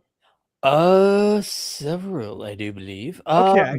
McLeod, given how the entire region is taking turns on Iran, how is the Majus narrative working? Do they control all of the Muslim regimes now? Yeah, I also don't get the, well, to see who controls you, see who you're not allowed to criticize. And it's like, man, what the hell? If you're not allowed to criticize Israel, then what the fuck is with all these podcasts? I have heard nothing. They're bigger than we will ever be. I've heard nothing but criticism of Israel for the past year and a half. Number one narrative, and it's not like they have to just congregate on Rumble. They're huge on YouTube. What the fuck? Yeah, keep going. McLeod again. If you're talking about the Trump reference to D-Day when he met with Mertz, he said, "Not a pleasant day for you." Not a pleasant day for you. Not a pleasant day. The engaged few. The Iran side quest. Oh, yes, that's a good one, too. Ooh, that's not bad. That's not bad. Speaking of people getting really ass mad. Guys, I made someone really ass mad this week. Actually, I made somebody really ass mad last week. We put out a video basically debunking the long-standing lie that Deep Space Nine ripped off Babylon 5. Did any of you happen to see this? Well, I guess this got back to none other than showrunner and head writer J. Michael Straczynski of Babylon 5 fame, Jeremiah fame, Spider-Man fame, and many, many other things fame. He's a good writer. I've always liked his stuff, and I like Babylon 5. He's a total spurglord and a total retard, and he lost his fucking shit. He lost his shit and lied his ass off even harder. And so I'd like to hit some of the lowlights, mainly because I don't think people would be that interested in me doing a full video rebuttal because people barely read his Substack. They barely watched my video because it's such a niche topic. I was under no illusions that it would be some huge tentpole video or something. You know, it was just kind of a niche nerd topic that had been a bug up my ass for years that I wanted to get out of the way before we move on with Depths of DS9. So I don't think it would be worth doing a whole video on, but we'll maybe clip this, you think, and have this as a rebuttal to J. Michael Hakinski, because this was just retarded. Like, his counter arguments were so damn bad and so easily disproven. We're going to jump onto his Substack real quick, because he lost his mind, gang. He lost his ever-loving mind. A freaking television producer got furious at a YouTube channel for pointing out that Monday comes before Tuesday, and his plagiarism narrative is chronologically impossible. This is... Straczynski. Straczynski, S-T-R-A-C-Z. Apparently, he took a break from his day-to-day hobby of collecting consonants to put in his last fucking name to pretend to know how the TV industry works, only to be defeated by a 5-second search on Google. So let's do this. A few words on a topic of no real interest, he says, and he's only reacting to this because Fandom Pulse, a fine website, reported my video. So scroll down. Yeah, before we get into it, I would like to point out the title of this whole post is "A Few Words on a Topic of No Real Interest." Look how this is a few words. Pay attention. Pay attention. This is a few words about something that's not that important. There you go. That's a few dozen paragraphs that we're going to be... we won't read all of it. And you can see it has 11 likes. This is why I'm not really making a video about it. Not that big a deal. And most of his points are so easily disproven, it's retarded. So let's just hit the highlights. Let's start with... the big one was him talking about he doesn't understand how television production works because I pointed out Brandon Tartikoff pitched the show and pitched the concept of the show as confirmed by multiple sources. And Brandon Tartikoff did not work for CBS or Paramount or for Star Trek when the show was pitched. So if the Bible was returned to him because it was passed on, how did Brandon Tartikoff, who worked for the direct competition, NBC, get wind of the idea? Did NBC share the idea for a pilot that they passed on? Did Fox, who he also pitched it to? Did the other networks and whatever that he pitched Babylon 5 to? It doesn't make any sense. So his argument in this connection is, well, I never said it was Brandon Tartikoff. If you can find that bit. What am I looking for specifically? Can you give me Scroll some on down, scroll on. It's one of the first things he points out. A coward known as Razor Fist, ladies and gentlemen. Oh, Lord.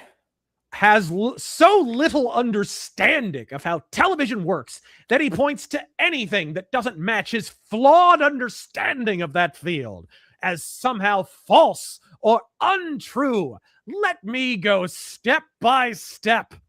In terms of the executives to whom we brought the Babylon 5 pitch, pilot script, and series Bible, you write that Razor Fist identifies the named executive as Brandon Tartikoff, and that Babylon 5 was being pitched to Paramount in 1989. It incidentally could have been as early as 1987, during which Tartikoff would have been doing Miami Vice over at NBC and Cosby, and he was busy with some other stuff at a rival company, so that actually would make it even worse.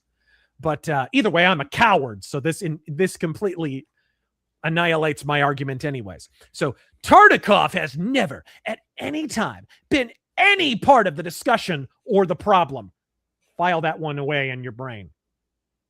For starters, guys who run studios or divisions of studios aren't part of the pitching process. Ladies and gentlemen, Taryn, can you go ahead and bring up the Memory Alpha Wikipedia article for Deep Space Nine, for the series Deep Space Nine? You might even be able to find this on the Deep Space Nine Wikipedia article.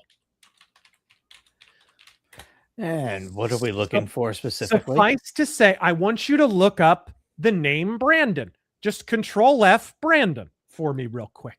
Let's go, Brandon. Let's go, Brandon. There we go. It is niche. This is one of the reasons I'm not making a full video rebuttal. Thank you very much, Zenith. It is. There we go. The decision to set the series on a space station. Can you highlight that with your mouse, please? Rather than a starship, spawned when Brandon Tartikoff approached Rick Berman about the show in 1991 and specifically said he wanted it to have a format that was new to Star Trek, but was classically Western. I, in fact, played a clip in the video that disproves his little Spurg fit. He said if Star Trek was wagon train to the stars, He wanted the rifleman. Cisco in the show isn't a single father just because he's black. He's a single father because Lucas McCain on The Rifleman was a single fucking father. And that idea, as confirmed by Rick Berman, came from Brandon Tartikoff. You literally can't find any behind-the-scenes material that doesn't describe Brandon Tartikoff as the guy who pitched the entire idea for the show. So if Straczynski's idea is that they stole my space station show, well, we know that Brandon Tartikoff came up with the idea to set it on a space station. Holy shit, what a retard. Go back to his little Spurg fit real quick. Certainly. There's not a single behind-the-scenes featurette, not a single behind-the-scenes article that doesn't confirm Brandon Tartikoff came up with the idea to set it on a space station. Scroll down to where he starts talking about PTEN. He also, this is probably also worth mentioning, scroll up just a little bit. Shows are guided in the early stages by mid-level development executives, period. No one has ever suggested otherwise. He deliberately chose a false premise and straw man so he could then discredit it. Now, those mid-level guys and producers on the show would be the Rick Bermans and Michael Pillars and such, who Straczynski says and has said on repeated occasions didn't steal his idea. In fact, if you go to the DS9 Wikipedia article right now, there is a mention with a link to an interview of Straczynski saying, and I quote, "I don't think Michael Pillar and I don't think Rick Berman stole my idea." He thinks they were completely in the dark. Scroll down, please. Now, he quotes this so-called executive who I talked a fair amount a bit in my actual video. My video, we actually read the full comment from that article from the guy. I don't know if you want to read it again just for posterity, Taryn. So this was a comment left on an article about Babylon 5, and Straczynski is defending the veracity of this. I already proved this couldn't be true because it relies on the idea that Warner Brothers and Paramount were preparing to launch a joint network. A joint network. That wouldn't have been legal, as I point out in my video, because there are regulations called FinCEN regulations that were in place until April of 1993. Now, his counter argument here is, scroll down. He says, in essence, all right, if that were the case, then PTEN, which was a Warner Brothers kind of pseudo network, it was like a block of programming that could be on any network at any time. You could watch PTEN on Fox. You could watch PTEN on NBC. You could watch it anywhere or on a local affiliate that wasn't affiliated with anybody. If that were the case, then PTEN, which we all know did exist, could not have existed since it came out in that window of time. Yet somehow, some which way, despite all these horrendous laws, PTEN came into existence. Here's the part that Razorfist either misses or deliberately avoids. Retard, PTEN was allowed to exist precisely because it didn't violate the FinCEN regulations that were overturned in April 1993. And it honestly blows the back of my head clean off that I just had to explain that to a 71-year-old boomer who's ostensibly worked in television his entire sapient existence. Holy shit, what a retard. What the fuck? Oh my goodness. He clings to the word of an executive who passed along information we now know not to be true because federal regulations precluded it until April of 1993, 3 months after Deep Space Nine aired. J. Michael Straczynski is more full of shit than Mumbai tap water, folks. He is so full of shit. By the way, he's admitted to having Asperger's syndrome. I don't know if that's relevant to this discussion. I just, if anyone outside of his immediate family gave the first fiddler's fuck about him, I'd commit this to a formal video rant. But honestly, when I can disprove his entire hypothesis in under 5 minutes, who the fuck would watch that shit? We'd barely get past the opening credits before your bullshit blew apart at the slightest scrutiny. So fuck you very much, J. Michael Straczynski. I hope this video gets back to you too. I think we have maybe one more story, possibly. Can I just say, I love that every time he brings you up, you're in quotations. Yeah. Again, Razor Fist. He really doesn't get the idea of people on YouTube having usernames. Like, what the fuck? What the fuck? It's a username. What the hell? Oh my goodness. There's actually a Berserk game for the Dreamcast. I played it too. It's everything you would expect from the late great Miura. I've never played that or seen it. Or I've seen it. It looks okay, I guess. The real civil war is between Tim's hair and scalp. That's the real horseshoe theory too. Anyway, I have to say the people saying we lost Vietnam don't know history. Congress let South Vietnam fall 2 years later because anti-war Dems refused to provide the aid we promised. That's true. The collapse came later. All right. The Persian excursion. Persian excursion. That is so the title of next week's freaking video. I'm sorry. Ooh, yeah. Taryn, did you see this? Did you see the King Conan news? No. Are they finally moving? They announced that shit like 6 years ago. Let's see if I can remember it.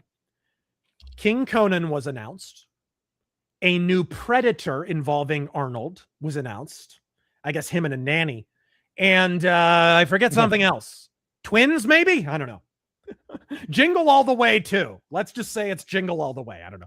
There was something else. It was like 3 projects all in unison that were announced. How does that grab you, dude? Hey, if it's good, like they really have to commit to it. None of this millennial ironic shit and the slow-mo and like basically everything that the modern Conan was, get rid of all of that shit. Yeah. People have to remind me that modern Conan movie exists. My guess is the old man King Conan stuff will involve him, and maybe there'll be flashbacks with a new actor. See, look, I heard this rumor and I was like, what the fuck? He wants to involve his son in the movie. That's the rumor I heard. His son would be involved. Yeah. But not the one that looks like him. Patrick, the other one. The one he had with his actual wife. Oh, yeah. Maria. With Maria. Maria. Not the one he had with the fucking maid who actually looks like him. Right now, he is a bodybuilder. He looks like Arnold when he was young. Yep. Makes sense. Attention, Bajoran workers. Who finds the remote to vibration collar must hand it in immediately. That is all. Do we have a Hasan? Speaking of which, do we have a Hasan this week? Of course. We do. Of course we do. Taryn, is it time? It's time. Is it time? It's Ladies time. and gentlemen, boys and girls, simps of all ages. Yes, it's time for the sensation sweeping the nation. It is time for the Hasan Piker is a retard minute. Do you actually have that? Yeah. Okay, let's see it.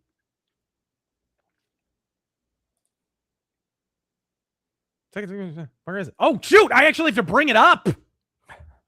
Also, you didn't play the intro. No, I didn't. Sorry. When you press a button, something awesome has to happen. Christ, what are you doing? You're being such a baby.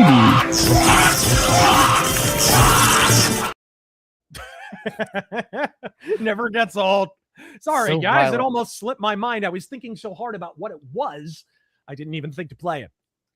So, to summarize for this little background story, Hasan was trying to set up an interview with this former CIA spook. Oh, I know what this is.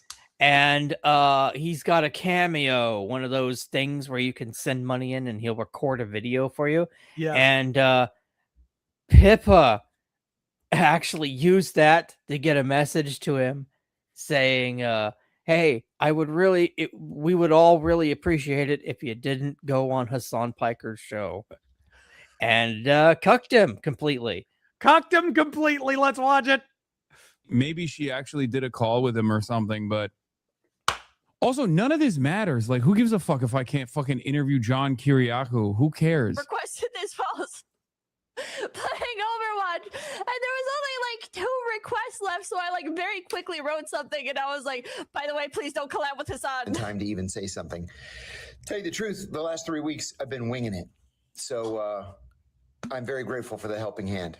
All right, all the best. Thanks for reaching out. Bye. That was Pippa? That's her in the corner there. Here. I don't think it's like that. He said yesterday there's still something happening in April. Wait, but it wasn't canceled. He said yesterday there will be something in April. Yeah, we are directly in contact with John. That's why I was kind of confused as to his response initially. I didn't understand it. I'm a fan. I like his background. I like the way he communicates. I like a lot of his opinions in general. So I was definitely confused. He's done stuff with the Young Turks back in the day as a whistleblower initially. And I think these guys, they get off on trying to like secure these kinds of like weird victories for themselves. Which you never do. Communists never do. Never. I don't. Yeah, I think they're just doing clout goblin shit for the most part. And yeah, that's why she did it. Sure. Oh yeah, that's it. Tell us more about why people are goblining, you fucking prick who accepted money from the CCP to travel over there and fillet Xi Jinping on camera. Excited at the prospect of the time, right? Interviewing this person. Really interesting how people out in the comments feel so happy, but the dude already flipped on it just today. Thanks for the $9.99. John, you should continue. Your audiences overlap more than people think, especially on U.S. foreign policy, propaganda, censorship, and corruption. Why not do it?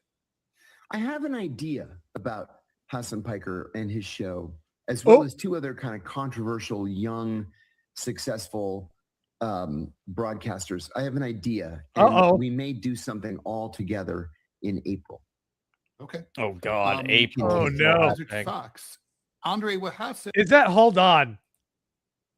Is that like an out of season April Fool's joke? Is that what he's implying there? April Fool's joke? April Fool's joke? That would be a nice troll if it was. It would be nice. I don't know. I don't know if I would credit a former employee of the CIA with that level of intellect, but always possible. Always possible. But that's pretty much it. I just like the fact that he got cucked by a VTuber. That's absolutely genius. All Pippin had to do was fire one little message. Bro, praise Pippistan or whatever the hell. Wave the Pippistani flag. Who makes a worse argument, Straczynski or Viva? I like Viva. I don't know. He keeps like quote tweeting me and getting really mad about what I say, but Razor, I recommend you read the mechanics powers from the Vampire 20th Anniversary Edition of the Dark Ages and or Dark Age Vampire Revised. They have good updates to discipline mechanics. Great game. I've heard 20th Ed is pretty good, so I've never really messed with it though. I have 2nd edition Dark Ages, I think. And I have 2nd edition Vampire the Masquerade. All right. Okay. Been talking to some people who have coped themselves into believing the Iran excursion is just a pretext to overthrowing our Jewish overlords. One of them is a Freemason who helped develop, wow. But, well, if there's anybody I would listen to, it's a Freemason, huh? Just ask Mormons. Jesus. Oh, did you see the video of Dan Slott begging fans to buy his Spider-Man slop? No, I didn't. Dan Slott sure writes shitty comics, though. He sure does. Speaking of Battletech, do you have any books you would recommend to a somewhat newish Comstar fan? Comstar is heavily involved in a book that I read, an audiobook called Ideal War. If you've never read it, it'll introduce you to two big factions, the Free Worlds League or House Merrick and Comstar. And a little bit of Word of Blake kind of preamble type stuff. It's big in all that stuff. So that would be my recommendation. Let's see here. I've always been curious why you guys never stream the same game 2 weeks in a row. I've always wondered why you never usually finish games on stream. We like variety. We could keep going, but I guess what it really is when it comes down to it is we don't stream every day. I think if we streamed every day, I'd probably be more like, okay, we're continuing our playthrough of Legacy of Kain. Or even if it was like 2 or 3 times a week, we might do that. But yeah, it's kind of because we only stream once a week, and it's the only time in the week people really get a chance to hang with us. We want to see if there's anything new out there, or maybe something old that we really want to get into. You know what I mean? Yeah. So that's kind of the logic behind that. Let's see here. But when we do finish a stream, they are collected in a convenient playlist on our Razor Fist Arcade YouTube channel. We have a separate VOD channel for Razor Fist Arcade. Beastie Boys, yay or nay? Believe it or not, guys, big ass yay for me. I loved Beastie Boys as a junior high kid and well into high school, and I still bump some Beastie Boys on occasion. I love the Beastie Boys. Their politics are total dog shit, but they're a bunch of Jewish New Yorkers. What the hell do you expect? You expecting freaking Barry Goldwater? The hell? I'm expanding the playlist again, and I tend to listen to albums in order of release. Can't say I know their work outside of the obvious radio hits. One of my favorite Beastie Boys tunes is from Hello Nasty. It's the Negotiation Limerick File. That freaking song is killer. I love that one. And Alive from that Sounds of Science record later on, that best of. I've always dug that one. And of course, Sabotage, although that one got a little bit overplayed thanks to J.J. Abrams. And Fight for Your Right to Party and that kind of stuff. Dude, I love the Beastie Boys. I always have. What about you, Taryn? Did you ever dig the Beastie Boys? I mean, I always listened to them on the radio. Yeah, they get played a lot. See, back then, kids, we didn't have this thing called Spotify. We actually listened to random songs on the radio. I know it's crazy, but the Beastie Boys, whenever they came up, I always listened. Intergalactic, Brass Monkeys kind of overplayed, but there was some good stuff. There's some really, really good stuff. Paul Revere and all that stuff. All right, anyways, check out Witchfire. I'll gladly give you a copy. Think Solomon Kane, X Doom, X Hunt. I've heard about it. I saw Psycho Ghost stream it a while ago. It looks cool. Boomer Shooter. 2, are UNG Prime still a team? No. 3, Godspeed. Godspeed, sir.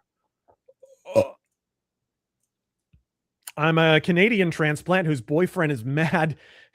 They're a failed lawyer who nearly got the Kenosha kid sent to prison. Here's a really vague explanation of a thing, and your argument is a straw man. What? Oh, I see. Took me a moment there. Took me a moment. NATO spent billions on Ukraine, but went out for lunch this time per usual. Ain't that just the way? Okay. America is not the world police. Correct. We're the world's empire. Get used to it. See people posting that Simpsons thing with the American shirt of try and stop us. And it's freaking Uncle Sam grabbing grabbing the globe and laughing maniacally. Oh, breaking MechWarrior news. New expansion announced. Thank you. Already read that. Godspeed. The Black Pill narrative that Russia is massively profiting from this war is utterly laughable. There are a lot of narratives around this war that are utterly laughable. Razor, do you draw a distinction between libertarians, lulbertarians, the Libertarian Party, anarchists, and anarchists no rule types? If so, please clarify. I primarily distinguish between small L libertarians and large L libertarians. Party libertarians are just leftists. That's what they are, because they're all that's left in the Libertarian Party proper. Although that may change if there's enough disaffected. I don't think so, honestly. I'm not really seeing that reflected in real life. But you know, let me tell you guys a freaking boomer story. You want to like a touch grass story? Whenever I want to take the temperature of how just regular old Trump voters are feeling, there's this guy who's a neighbor of mine, and I've seen his car, and it's got like a bumper sticker, one of those old Calvin and Hobbes where he's pissing on something bumper stickers, and he's pissing on the word liberals. Right? It's a boomer conservative bumper. He's like, dude, he's old school boomer conservative. And when Trump was running every single time, there was a Trump bumper sticker. So I know this guy's conservative. And I've been avoiding having the talk about, you know, what I do, because I don't want to be like him to ask about the YouTube channel and all that stuff. Even though he'd probably enjoy it. But I just don't want to be bothered because, you know, a neighbor or whatever, privacy, whatever. So we finally have a talk about politics. I see him getting out of his car and whatever. Nice guy, really nice guy, big beard, really, really cool guy. And he finally asked me, like, what do you do? Like, what do you do? Whatever. And I'm like, oh, well, I do a lot of stuff, you know, publishing and books and whatever. But I'm mostly YouTube is kind of a thing that I do. And he's like, oh, I never watch any of that shit. I'm like, he's like, name of like who? I'm like, oh, like Candace Owens, whatever. He didn't know any of them. And it was such a like, dude, the internet is not real life moment. It for isn't. me. It really isn't. I was like, bro, this guy's like an actually politically active Republican voter, and he doesn't know shit about any of these people. And it was such a moment of just, holy crap. Like, I'm not a big deal at all. Candace is not a big deal. Even Tucker is not that big of a deal now that he's not on Fox. It's kind of a bubble. It's a little bit of a bubble, guys. The Dems just need some lemon pound cake. Godspeed. Let's see here. Death once had a near Chuck experience. Godspeed, sir. All right. I want to assuage some fears about the midterms. I think that the Republicans win or lose slightly in the House. Senate's still ours and 28's still ours. Why? Dems will go full red by 28. Oh, full commie red by 28. I mean, if they're emboldened by Mom Donnie, that's another thing that you have to keep in mind is Democrats have a limitless capacity to shoot themselves in the head. So I think that is something that is being unfairly overlooked in all this. Midterms and 2028, to be honest. Let's see here. George is the best ex-Beatle. He had the best solo albums. Even as a non-fan of Beatles, I love All Things Must Pass. You ever listen to that one? I've listened to a couple of songs of it. But yeah. Godspeed, man. I agree. Going to see Project Hail Mary tomorrow. Both critics and audience loved it. Have high expectations for the movie. I don't know what that is. Do you? I think that's the latest movie with everyone's favorite wall-eyed dude. Yeah. Gosling? Razor, what are your and Terran's favorite Chuck Norris fights? For me, it has to be Chuck versus David Carradine in Lone Wolf McQuade. Man, you took mine. I love that one. No, that was going to be mine too. It goes for so long. It's such a good fight because David Carradine is, you know, he knows what he's doing. And so does Chuck Norris. So it's like you got some great fight choreography. It fit the story a little bit. And that's a great movie. Yeah. A lot of people don't know, but it's basically a prequel to Walker, Texas Ranger. The only reason like Walker Texas Ranger wasn't named Lone Wolf McQuade was rights issues, essentially. So it's the same thing. So if you like Lone Wolf McQuade, or if you like Walker, rather, go watch Lone Wolf McQuade. Told my dog he's haram and Muslims don't like him. Now he's got crusader armor and is barking about Constantinople, Jerusalem, and doing a heckin' crusade.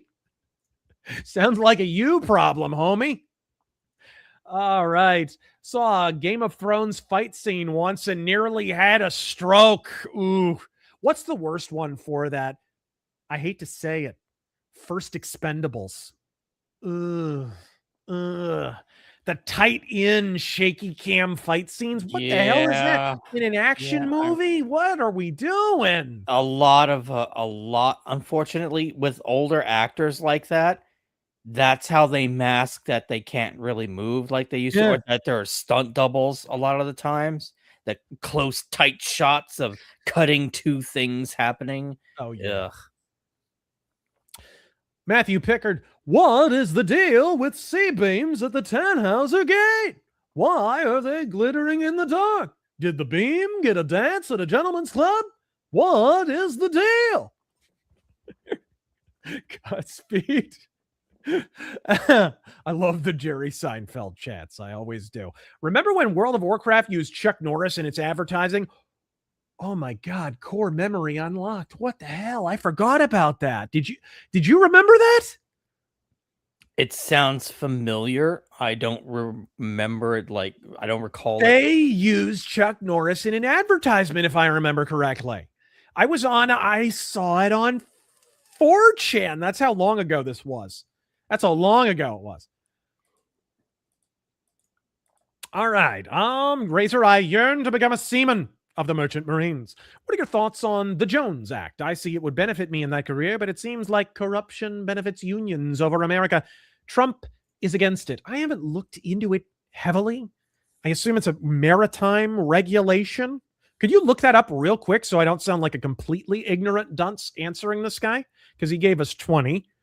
The Jones Act. I haven't looked into it heavily. I mean, look, I'm in Arizona, guys. Maritime regulations, maritime union politics, not a big deal out here. The Jones Act is a federal statute requiring goods transported by water between U.S. ports to be carried on ships that are U.S. built, owned, registered, and crewed. Its purpose is to support a strong domestic shipbuilding industry and merchant marine for national defense and economic security. My opening position is I oppose it, but I can see it. Also, I just realized I have the freaking, all these hours later, I realize I have a freaking watermark on my watermark. Freaking, I could realize that after 2 hours and change. My opening position is I oppose it, but I could see on like a protectionism level supporting it a little bit. But man, dude, you have to understand, marine unions, dock worker unions, the most corrupt bullshit ever. The most corrupt bullshit ever. So you really have to be careful with that. And they lean hard Dem. I mean, they are unflaggingly Democrat. Not at gunpoint could you get them to vote for anyone else. What's funnier, the obvious fraud in California or it being exposed by a Mormon with a stutter? Them copyright striking it is just the cherry on top. Just ignore the luxury cars and lack of patience. Yeah, we were going to talk about that. I was going to include that as a story today, but they took his damn video down. They did that. I would like to add to that, Mr. News Scum hopping on that immediately and saying there would be prosecutions and arrests. Yep. It's hilarious because he was told it was a problem. Nick Shirley said he was going out there and said he already knew there was tons of fraud, and Gavin Newsom counter-signaled him. Do you guys remember this? Yeah. When that was announced, his stupid social media team, the two troons who manage his X account, clapped back with their cringy memes. Oh, we're so afraid, blah, blah, blah. And now he's literally, oh, I'm going to get to the bottom of this. I'm going to get to the, you're going to get to the bottom of a bottle of estrogen. Shut the fuck up. It sounded like he doesn't want to get Tim Walls.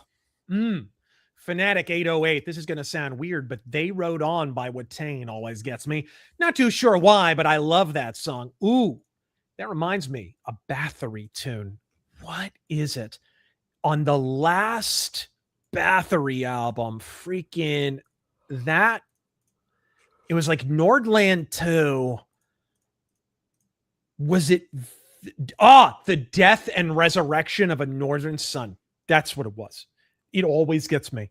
I'm not a big fan of Nordland 1 and 2, but Quorthon died like right after this album came out. It turned into a goodbye song.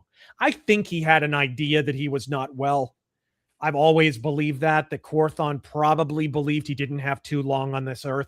Whatever that heart condition was that wound up killing him at age 40 or whatever, I think he had that for years. I think he knew like he was on borrowed time pretty much for years. But dude, Death and Resurrection of a Northern Sun, I think that's his autobiographical sort of, hey, if I'm going to die, here we go. I'm going to go out guns blazing. Great song. Viking metal masterpiece. So when Robinson murdered Charlie Kirk, seems Joe Kent went full Candy-O and wanted to investigate Israel instead of going after Antifa. And the moment he bounces from NCTC, he goes on Tucker. Pathetic. That was the moment where, so up until that point, I'm like, did he leak? Did he not? Did he just piss off Trump? Did he whatever? As soon as I heard he was jumping on the Mossad, honeybee, Mormon cults, Candace Owens bandwagon, I was like, oh, good riddance. Fuck him. And that's ridiculous. That's absolutely what a waste of time. John Matrix's weak arm. Love the use of No Way Back by Eclipse in the opening. Thanks for introducing me to the band Eclipse. Man, if there were any justice in the world, Eclipse would be played on the radio right now in America. They don't have a bad album. Just sound crack ever since they formed in 2004 or whenever. Unbelievable.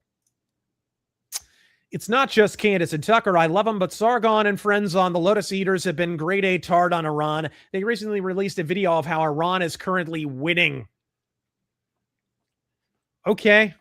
How are they going to spin it when it's over? Like, how's that going to work? I wonder. How would you speculate that's going to go? There's a lot of people who have gone so in on, look, whatever happens, if I'm wrong on Iran, if it turns into a total goat fuck, then at least I'm honest and wrong. And I'll get to come out and be honest and say, I was wrong. I have to change my mind because facts changed on the ground and the whole thing went badly. We didn't fully commit, whatever the events are that accrue. How are the people who are claiming Iran is winning right now, which is objectively a lie, going to save face? I can save face by just being honest. Why? Because I'm being honest right now, whether it's popular or not. This is the benefit of not being full of shit, folks. I just don't get it. How do you think these people who are claiming Iran is winning, and it's not a small genre, it's a growing genre, are going to save face, bro? I don't.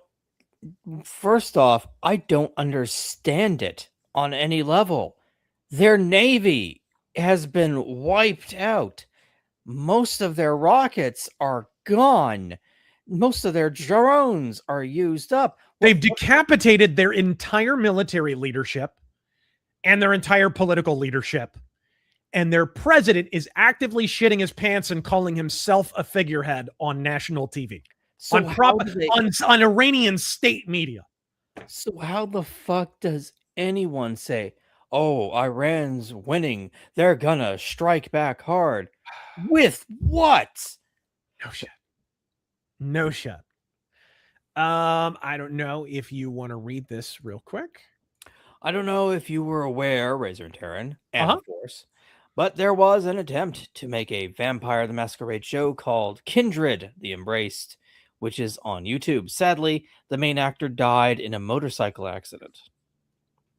Really? I was unaware. I did not know this. Wow, what the heck?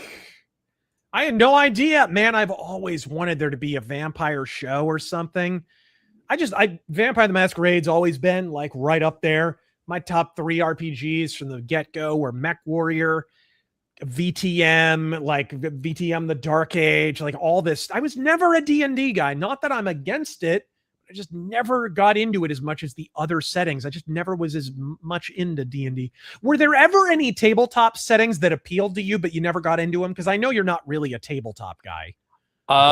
Were there any that you were like, ooh, that one looks cool, like Warhammer or like any of them? No, never Warhammer. No? A little bit of BattleTech, like early in the days. A bit of Dungeons and Dragons back when it was, classic, right? Not this new shit. No wheelchair dwarfs for you? No. That's a shame. Shadowrun at one point. That was the one I wanted to list. Oh, God, I love Shadowrun so much. It's way better than Cyberpunk, and I like Cyberpunk, the tabletop setting, a lot. But Shadowrun just smokes it. It's way better.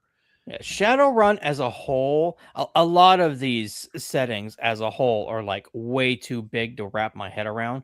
But when you do something like really enclosed and encapsulatory of like just like a quick adventure, like where Shadowrun is when you talk about Shadowrun, like the Renraku complex. That whole thing, that setting, I fucking love that setting. I love that idea. Shadowrun has some of the coolest lore, man. Some of the coolest lore. This is, by the way, my Nosferatu Dark Ages character. And this is the Teutonic Knights. These are the pictures I drew. I'm going to draw pictures for everybody in the campaign. Everybody. So I've told Taryn, if he makes his character for Dark Ages or whatever, which it's really easy to pick. Literally all he has to do is tell me what clan he wants to be and what occupation and class he wants to be, and I'll do the rest. And then I'll draw a picture of his character. Because I want people to have like a visual reference point for everything we're doing. We'll have a miniature, and then we'll have little photos of our guys and all that fun stuff. I'm just going to do little sketches of everything. This is a very, very nerdy edition of The Offensive. I don't apologize, and fuck you. All right. What are your thoughts on JD Vance? Do you think he's a shapeshifter willing to take on any position for political expediency, or had a genuine change in heart and is truly MAGA now? How do you like him as president of the United States? As of right now, he's given me no cause to complain. I'm very pleasantly surprised by Vance. On the subject of Joe Kent, I thought about playing a video of JD Vance reacting to Kent's resignation and declaiming him for it. Because within a few hours of Kent resigning and jumping on Tucker and talking a bunch of shit about the administration, Vance pretty much called him on the carpet and said, that's not the way you do this shit. That's not how you do it. If you have problems, talk to us. You don't go grandstanding and running over to Tucker Carlson, who's counter-signaling you. And I wonder, Tucker Carlson's son, I think, works in Vance's office. I wonder how he feels about that. I wonder. But yeah, you can go find that video. We were going to play it, but I forgot to link it to him. Check out the Blood of Dawnwalker game, cross between Witcher and vampires. No kings. Godspeed. Thoughts on Glenn Greenwald? It's amazing. Some of the same people who were signal boosting him a few months ago just because he was shitting on all the Trump allies that they hate. Now they're shitting on Glenn Greenwald. It's just, dude, it's just sharks devouring sharks now. Fuck Greenwald. All right. Sunder, a.k.a. the Dragon's blunderbuss. And I love the dragon. Oh, I love the dragon mech so much. Everyone hates it, and I love it. What's your thoughts on Fleetwood Mac? Not many thoughts outside of Stevie Nicks' haunted vagina. All right. Woman's killed more children than polio. What I find funny is that Afghanistan and Pakistan are also in a war where both sides are attacking hospitals, but the old saying is true, no Jews, no news. I'm taking the actions of others as evidence of whether it's working. Godspeed, DRT is king. If a tree falls in the forest and no one's around to hear it, how many scoops of ice cream are on my ice cream cone, Corn Pop? Thank you for checking in, Mr. President. Did you see they posted like a photo op thing of him in like a restaurant or something the other day? How green screen was it? I was like, yeah, I couldn't figure out. Is it attached earlobe Biden or detached earlobe Biden? I couldn't tell. Glory to Pipikistan. Thank you, sir. How is the Firebird running like a dream? It's kind of rattling in the back end, so I'm going to have to get it a tune-up. But, dude, it's been reliable for the last 3 years. I haven't had an issue. So I'm slowly restoring one thing and another thing. Next thing to get taken care of is what is it? Actually, the next thing is the freaking windshield. That's the very next thing. All right. Oh, we didn't even weigh in on DLSS 5. Oh, Lord. The hatred of DLSS 5 reminds me of the hatred of Nickelback. Like, Nickelback people don't really hate AI. They just pretend to because they hate AI. I do hate that they're adding AI to NVIDIA cards. I really don't see the advantage. It looks like shit. There was, I should have bookmarked it, but there was this great video that I saw that explained how it was fucking up the games, specifically the lighting. Like a lighting come in the Resident Evil 9 screenshot. Dude, it is. They basically in the background you see a light fixture in a shop window casting a light out, and it's like when they put the filter over it, it makes everything dark. The light doesn't cast on anything. It just shows in the window and nothing else. Absolutely. They pretty much just add extraneous lighting to footage that doesn't need it. That does not need it. I'm Razor Fist. Look at my Spanish claw. Black pillars never win battles.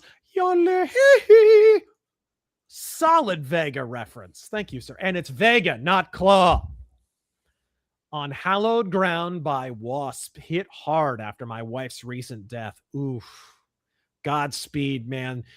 Wasp have some great, like, tearjerker ballads. It's stupid. Golgotha itself, like one of the best Christian rock songs I've ever heard in my life, is freaking Golgotha. It will blow your mind, that song. It's the ultimate kind of Christian call to repentance song. Heaven's Hung in Black. Crazy good song. Sleep Now in the Fire from the first album. Wasp have some unbelievable albums. What an underrated band. Hey, Razor, I'm wondering if you're familiar with Sins of a Solar Empire Rebellion and its modding scene. I am familiar with Sins of a Solar Empire. I think I have it on Steam, but I've never installed it. What about you, Taryn? I fucked around with it a little bit, especially with the Star Trek mod. I installed that and had some fun with that. Mm-hmm. It was pretty good. I enjoyed it. And we responded to this, but yes, we did catch the Nick Shirley vid for the however long it was up. I don't know if he's corrected it or not, but Brian Thompson plays the Bruja Primogen in the series. Nice! Brian Thompson, for those who don't know, is the Night Slasher in Cobra. And he was a Jemadar in DS9 and a bunch of other. I love Brian Thompson. And Shao Kahn in the Mortal Kombat movies. We're all big fans of Brian Thompson on this channel. He's the man. He's the weirdest looking dude, the best villain character, and a very good actor, actually. I don't think Martin Luther translated the Quran would have gone the way he thought it would. Knowing Germans, they might like the part about the J guys. Probably. You said it. Probably. Although Martin Luther wound up writing a little book called On the Jews and Their Lies that probably already performed that function. My bad. Should have called you Vega Fest. You're apparently just an inch shy of his 6'1" height. Yeah, I am just a solid 6 flat. All right. Mexico needs a fixin' next. It's a mess. By the way, Buffalo Arms has your 6.5 brass, and Chad and CH4D has dies. Highly recommend he's talking about Bergman ammunition. I don't self-reload. So someone else would have to. I'd have to like pay a reloader guy, and I'd be willing to. MAGA is not in a civil war. MAGA, the vast majority of them, are trying to get rid of the traitors, rhinos, schizos, and the ones who waited at this very moment in time to derail the movement. The thing that tips off that they're just skitzing in a planned event is that they already did it 2 times before, in 2018 and in 2022. And people with a long-term memory that is in excess of 5 minutes know that. Because I made videos about it at the time, guys. Unfortunately, you can't look at any of them because they were removed, because all election-related videos were removed by YouTube when I almost lost my channel. But they're on BitChute, and a lot of them are on Rumble. I just re-uploaded, in fact, my mail-in ballots or BS video. So I'm slowly but surely getting some of that stuff back up. Let's do like 4 more, and then we're going to have to call it, and we will get to the rest of these tomorrow night on Razor Fist Arcade. What say you, Taryn? Sounds good. Why don't I read a few rumbles? Please do. The engaged few. Another minister who worked for a time with Billy Graham was Fred Phelps. Mercenary X, I live. Still need prayers, Razor. I am out of the hospital, but not out of the woods yet, I think is what he meant to say. Either way, thoughts that what we see with Iran is nothing, and there is more going on behind the scenes than we know. Well, I mean, isn't that all? Not everything is what it seems? I guess, yeah. Well, it isn't in the sense that China, this is all for the edification of China, right? That is, I would say, the largest component in all of the recent intercessions, interludes, excursions, has been that they're all proxies for China. They're all disruptor agents for China. So I think that's been a factor from day one. And I don't think that's being covered enough. Oh, by the way, China Uncensored reached out. We're going to have him on the podcast again real soon. So Good. Random nobody, T-Boogie hate post, step on a rusty nail, T-Boogie, yeah, fuck you too. Joe Kent reminds me of Chris Kattan as Mr. Peepers. Oh, that's not bad. Dated reference, but I'll let it go. Ultros, thoughts on Tim Pool saying James Lindsay is a poison trying to destroy conservatives? No, he got shit on for his positions. I more or less think I don't agree with him on everything. He's not, for example, Christian. He's not explicitly anti-Christian. So I don't agree with him on everything. But I think on this disruption op that we're seeing, this attempt to, it's not divide. These are 2 distinct groups that were rolling concurrently for a while as part of a big tent strategy. But this divide MAGA op, he's spot on. He's been spot on. And he was spot on before a lot of other people, including me. All right. Jotun. Hello to you, Razor and Taryn. I really don't know what to say, so here's $10. Yes, sir. Thank you. Captain Tight Pants.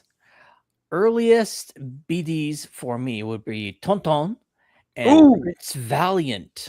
I forgot about Prince Valiant. Never read Prince Valiant. That's a big BD I never gave a shot to, bro. I've seen like panels, but I've never actually read it. Like sat down and read it. Right. New DLC for MechWarrior 5. Yeah, we talked about that. Bro, this is a good point. Speaking of which, go back and check out scenes in old school anime for how much detail in the mechanical scenes. Yeah, definitely. Metal Skin Panic, anyone? Dude, it's mind-blowing. Absolutely incredible. Some of the Gundam stuff as well. What's the other one? The one that's kind of similar to Battletech. Robotech. No. Well, obviously Robotech. Yeah. That's not that detailed. I'm thinking of another one. Oh. I'm sorry. I'm blanking on the name. I mean, just all of those older animes, just the level of detail. Pat Labor. Oh yeah, Pat Labor. Yeah. Yes, that was the one. Thank you very much, chat. I appreciate it, Adam Asim. Lagarticus with a 20. No real point to make. Just want to say thank you, guys. Don't always agree with your takes, but I'm always sure your takes are honest and well informed. That's so hard to find anymore. Godspeed, man. Godspeed. And let's do try and get through all the Rumble rants if you can. Yeah, Dee Chuck Norris said his favorite Norris joke is when the boogeyman goes to bed, he checks under his bed for Chuck Norris. And the last two on Rumble rants is Mercenary X. Thoughts on Chuck Norris Firewalker movie. Oh, yeah, dude, we watched that. You and I watched that, man. We watched that, remember? I think I remember that. Same villain, if I'm not mistaken, same villain as Jedi Knight, Jarek. It's Jarek is the villain in that, if I'm not mistaken. No. Hold on. I'm wrong. That's Hellbound. You and I watched Hellbound. Yeah. I mixed those two up. Firewalker was me and Tactical Hobo. Okay. Yeah. Lots hate it, but kind of grew on me as a kid. I liked it, but I like anime too. Did you see the 22 caliber Gatling gun I tagged you and T-Cell with? It's belt fed, no license needed, and it can be modded. I will send it to you again. Yeah, sweet. Pat Labor. Is it really Pat Labor? I mean, Labor, yeah. If it's the Japanese pronunciation, it would be Pat Labor or whatever. Yeah, so that's why I said it that way. I didn't know. I think in the anime, labor is the issue. It's like they're mostly the mechs are mostly like construction robots. Oh, like I see. So they're like for labor. Yeah. So kind of like a Rise of the Robots premise, only not a shitty fighting game. I guess. All right, cool. Guess we can make a Wraith the Oblivion show now. You're from your lips to God's ears, bro. And let's see here. What's up with bands like Praying Mantis, Cloven Hoof, and Tokyo Blade having a million lineups, but all these good albums and never breaking beyond? You know, another band like that is Tigers of Pantang. Freaking dude, David Coverdale scooped up John Sykes from them, and Praying Mantis had freaking Paul Di'Anno in it for a minute, and Clive Burr, and you're absolutely right. And they have some great albums. They're really consistently good, but for some reason, they just can never get to that next level. There's a lot of bands that are like that, though. There are bands that are more commercial than like a Praying Mantis or a Tokyo Blade. Like even hair metal bands that should have been way, way bigger. I actually talked about a few with the Hair Metal Guru a while back. If you want to go check out that video, you know, albums from the late 80s, Bermuda Triangle of hair metal that just for whatever reason didn't take off. It sucks. Soraya would be one of those. I really like Soraya a lot. All right. Shark eating shark is cool raw. It's more rats eating rats. Sad, pathetic.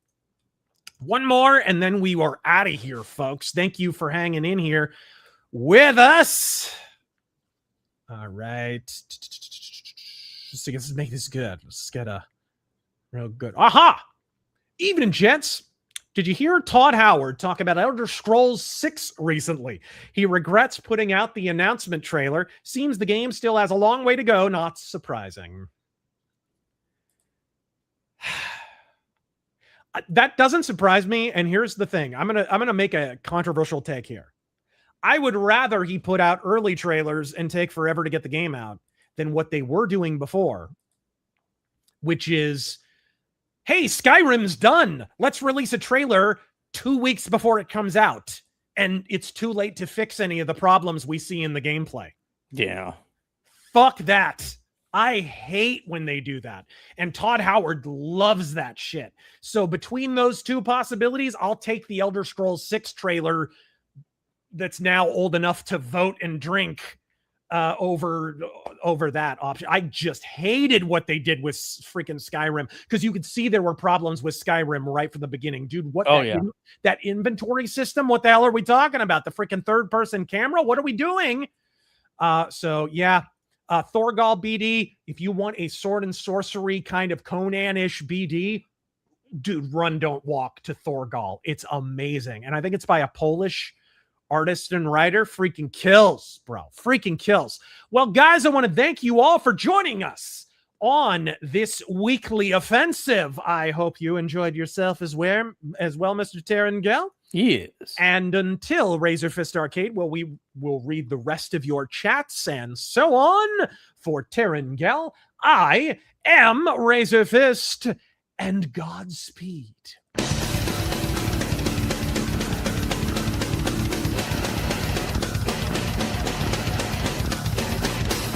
RazörForce.